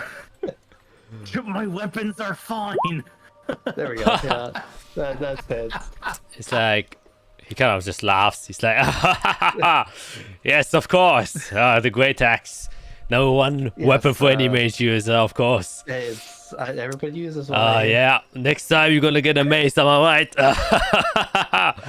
The biggest. Very well. Well, if that's the case and you don't need anything else than this, I will give you just a quick briefing. You will be transported to Undon in 5 days. One of our light clerics will be able to take you to a nearby sanctuary, so you do not have to take all the way there by foot. And once you're there, you will meet the High Pastor.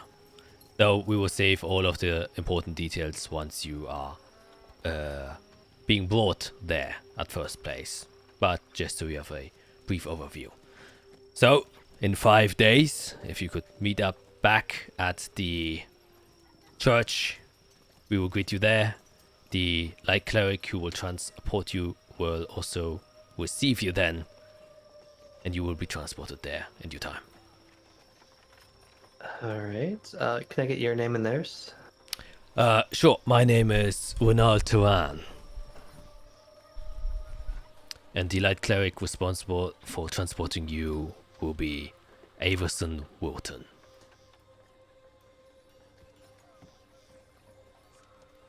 I will just put them both inside. Sure.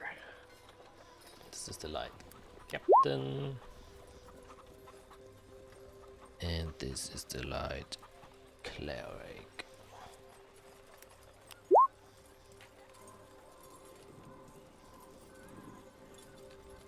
Very human names.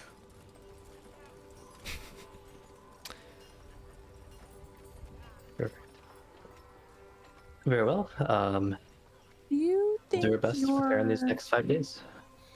Do you think your light cleric friend would be able to tell if something is cursed? Presumably, it's one of the things. It's not that often the occurrence where we do find or get oddities and antiquities that get studied here, and some do tend to be cursed.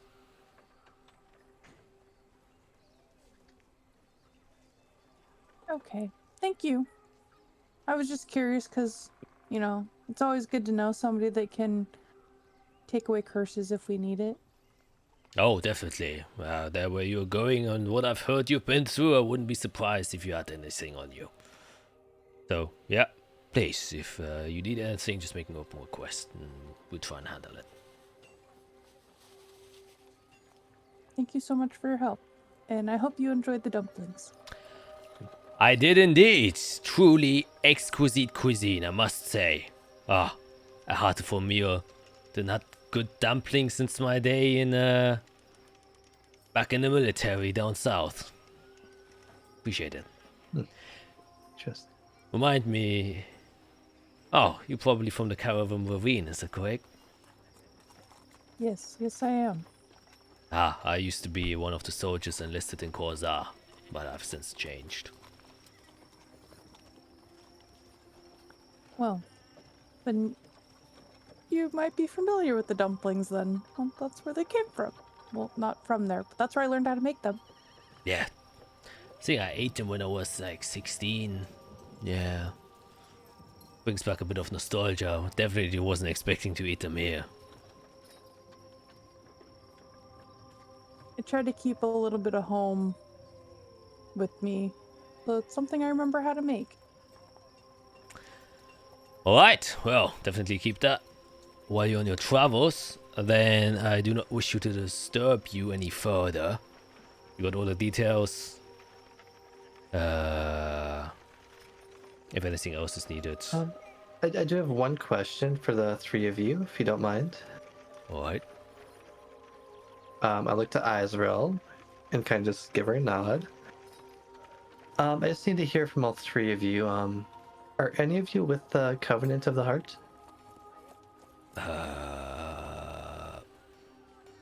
do not know. Wait, actually. Is this a new faction that is running around?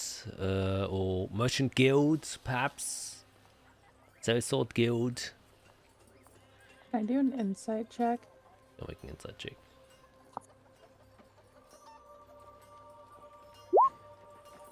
17. He seems to be pretty straightforward. He seems just like It's a group we've come across lately. I'm just trying to understand what they are. And you two? Are any of you two involved with it?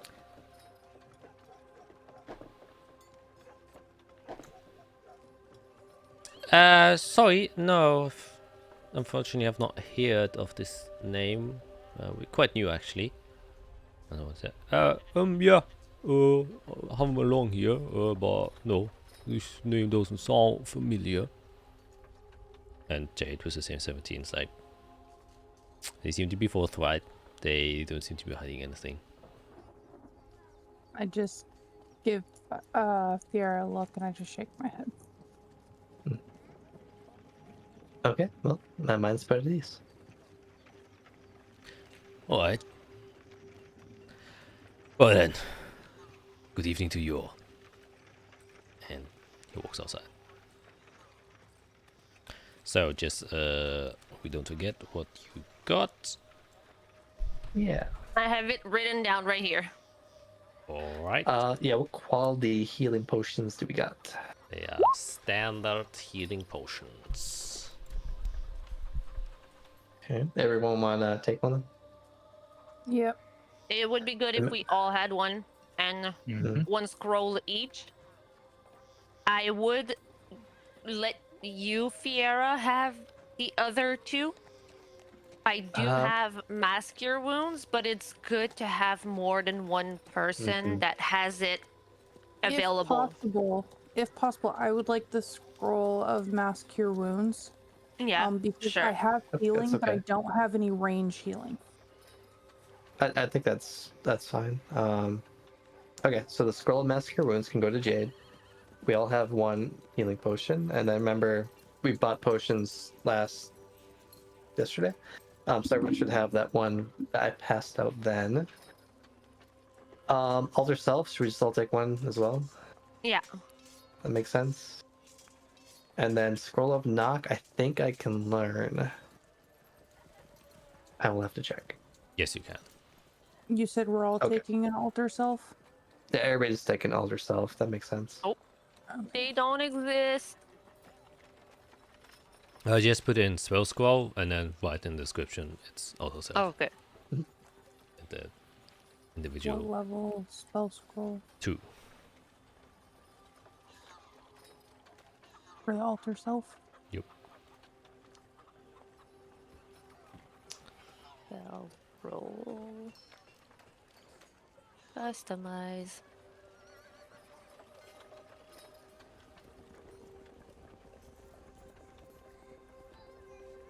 Okay, well, 5 days is a good amount of time for us to get prepared. It'll be easy enough to come back here. We can spend a couple days in Del Solis, come back, double check everything.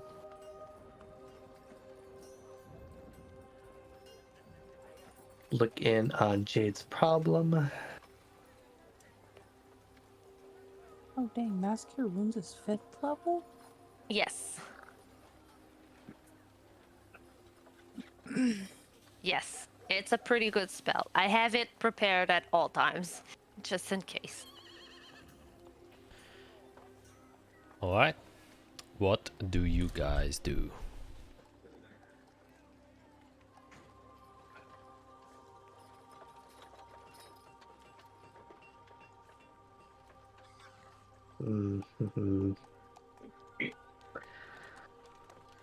For tonight, I'm just gonna go stream again before I go to bed. But otherwise, I'm pretty set. For today. I'm going to try a scry before going to bed. Okay. Irik and Jade, anything you would like to do before you go to bed?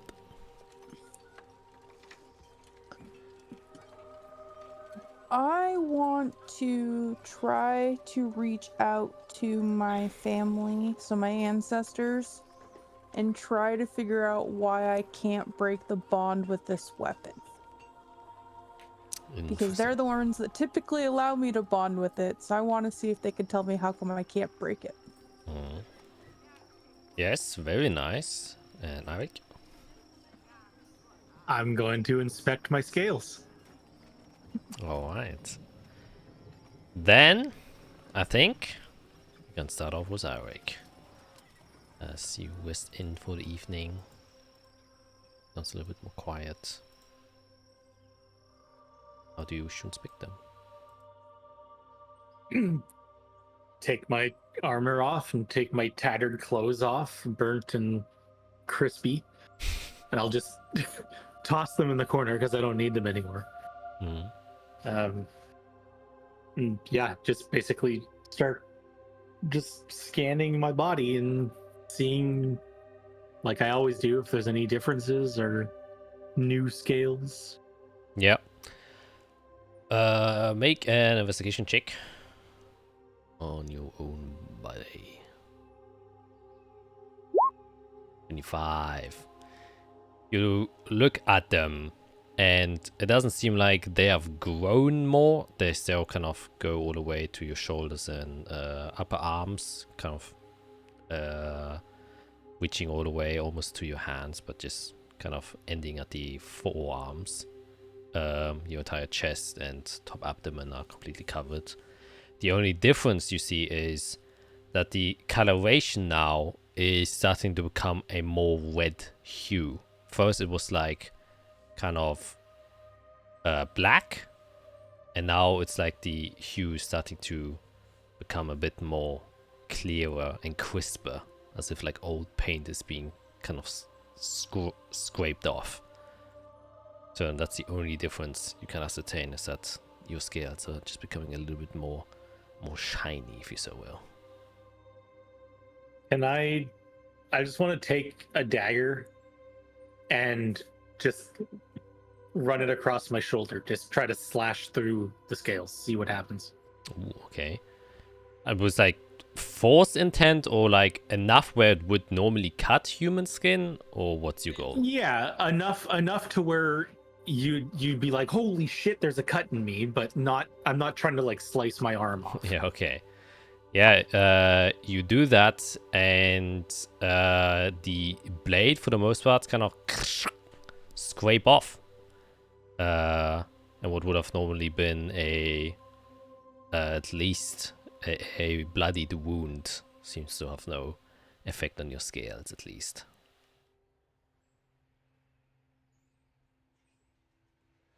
All right.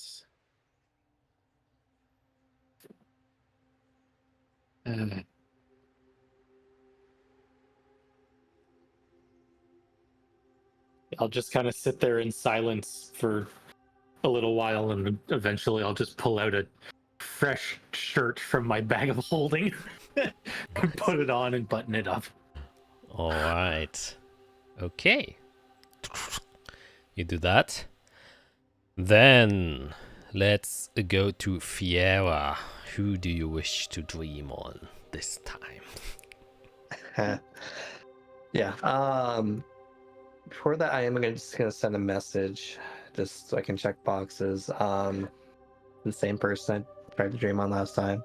Okay, like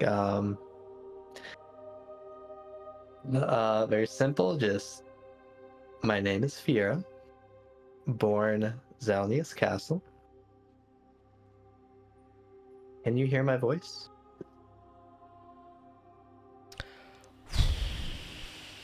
Yeah, you would definitely have seen the Archbishop. Yeah, I assume he's famous. Yeah, he's seen him, maybe heard him. Yeah, definitely heard of him. I don't think anyone. It's like the US president. You don't have to live in the US to know it's Obama or Trump. If you're leading power, you just know them. You kind of try to mentally connect to that individual, and as your spell kind of goes out, there is no target that can be reached.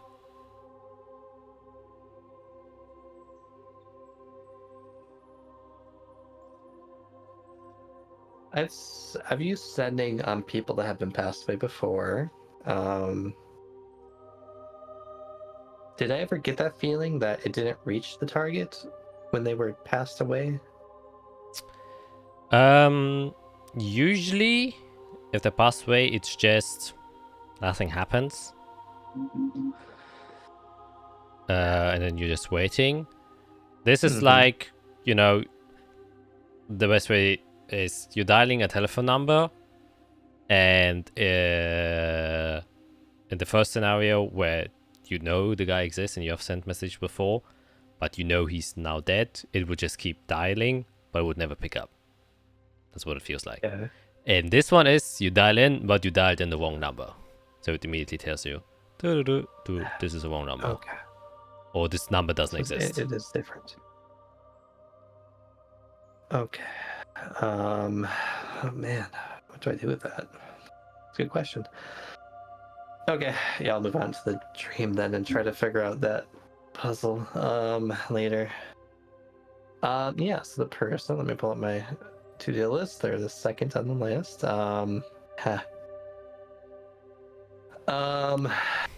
I will send, or yes, I will prepare a dream, and my target will be Saint Nicholas Cage. Oh god! Holy shit! Oh man, I was wondering when he would show I'm up. digging deep for this one. Yeah. Oh my god. Yes, this is a real character. This is no joke.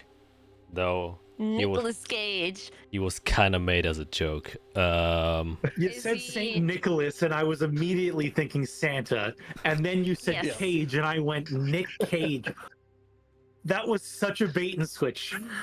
Oh yeah, My that's the point. brain went immediately. He stole the artifacts because he stole the The Declaration of Independence. Yeah, no, he was Like- inspiration for Fiera. Oh Okay. my god. This stupid game. Oh man. Okay, I have to think. Yeah, good luck with this one. Okay. Yeah. As you are kind of focusing on the spell, you can feel yourself getting taken out from you, and you have this outer body experience once again that you had quite often, at this point at least. As you do so, you can feel your body travel from one place to another. Not your physical body, but your spiritual body, as you gain a connection. And as you do so, you can see it's almost like you're flying and being dragged across the entire continent before you're taken to a unknown place. And you can see darkness, as the shape of the dream has not been formed to anything yet. Instead, you can see the sleeping body of Saint Nicholas Cage. And that is where we're gonna end today's session.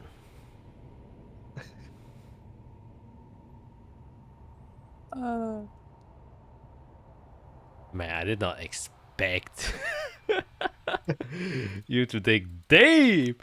Sheesh. He's ending the session because he has nothing to share with you. Oh, I do. He also doesn't know. He doesn't know what to say for Jade. Oh, I do. I do. Saint Nicholas Cage, he's been in the back of my mind, but that, oh man, I definitely wasn't thinking you would think of him. Holy shit. Oh, you kidding? Of course. I was trying to find a good time, and I didn't know how I'd want to contact him because I haven't been to work in a while. So Yeah. God dang. Hopefully we don't get copyright strike because we're using Saint Nicholas Cage. shit. Oh, that'd be so He funny. is a saint in real life, so Yeah, a national Jeez. treasure who yeah. stole the Declaration of Independence. Mhm. Who's next? Indiana Jones? Maybe. Yeah. A surprising ending. Oh man, I'm kind of excited. That's him. He found it. Yes. That's my mentor. Yes. I have to say, Yes. when you were trying to get me a weapon was the greatest thing ever, and I said no because I can't cast like with my pact weapon. I can use it as a spellcasting focus. So if I Yeah. don't use my pact weapon, I can't cast my warlock I know. spells. I know. So I'm now forced to Oh. use this great Mm. sword. Oh. Yeah. man. Didn't expect that. A blood Yeah. greatsword. Turns out to be I good. can't believe Zavagus just gave it to you. What in the And I world? didn't What's question it because happening? it came from Zephagus. Yeah, I didn't either. Man, the plot. I'm thickens. sure there's a reason that we're going to learn, and we're all gonna go, I He's evil. see. Or He's like, evil, he's- oh. Yeah. Yeah, well, to find out more about that is like and subscribe so you don't miss the next episode. Yes, Man, I'm becoming please. a true YouTuber here. Holy shit. Yeah, there are so many titles. I think I would call this episode Don't Play With Listen, Fire. You said because it's just a boring day, we'll go through this quick, and then we just spent half the episode on the boring day. Oh, jeez. I didn't expect that day to go as it did whatsoever. You should just Yeah. call it Great Ball of Molten Lava.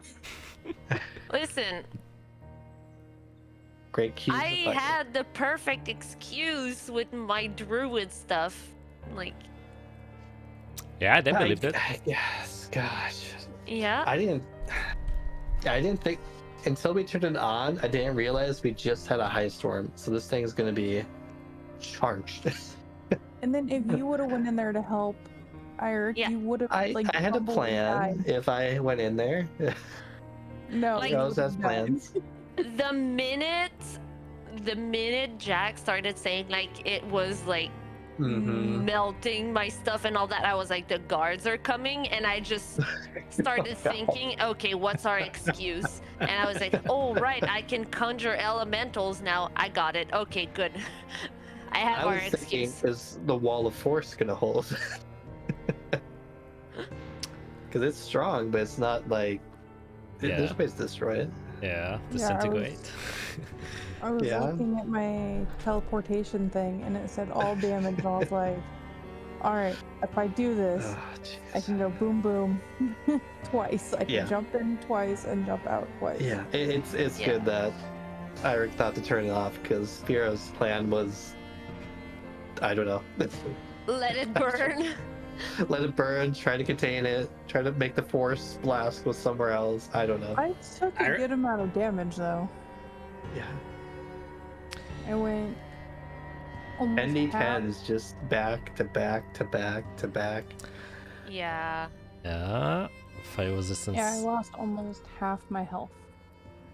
I'm real pissed because if I had just not invoked the flame at the beginning and invoked it during that, I could have just click, click, click, click, click, and it would have been done.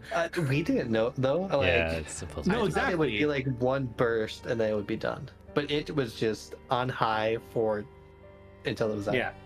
I didn't expect it to be 30 seconds before it took effect. Yeah. It was building and building, which Yeah. in hindsight again makes sense. It's just a flame you turn on high. Essentially, But 4 damn fire chrysalises, like 8. 8, 4 on Eight. each side. Each corner is Yeah. one. Yeah. That's a lot. Yeah. Yeah. There's a lot. you'd think it would have been a bit quicker. Hence me being in Yeah. I was like, flame mode. I mean, that ice mean- tungsten can contain heat Yeah. very well. That's why it's being used. But also that can break after a time. and the timers with 8 fire crystals is boombox it quite hard. But yeah, you avoided the destruction of half of the city, so there you go. Jesus Christ. And to see how these lot continue to Yeah. prepare for the future adventure. Catch us next week. On Chaotic Stupid, where we do super shit. Hell yeah. Yep. Yeah, bye.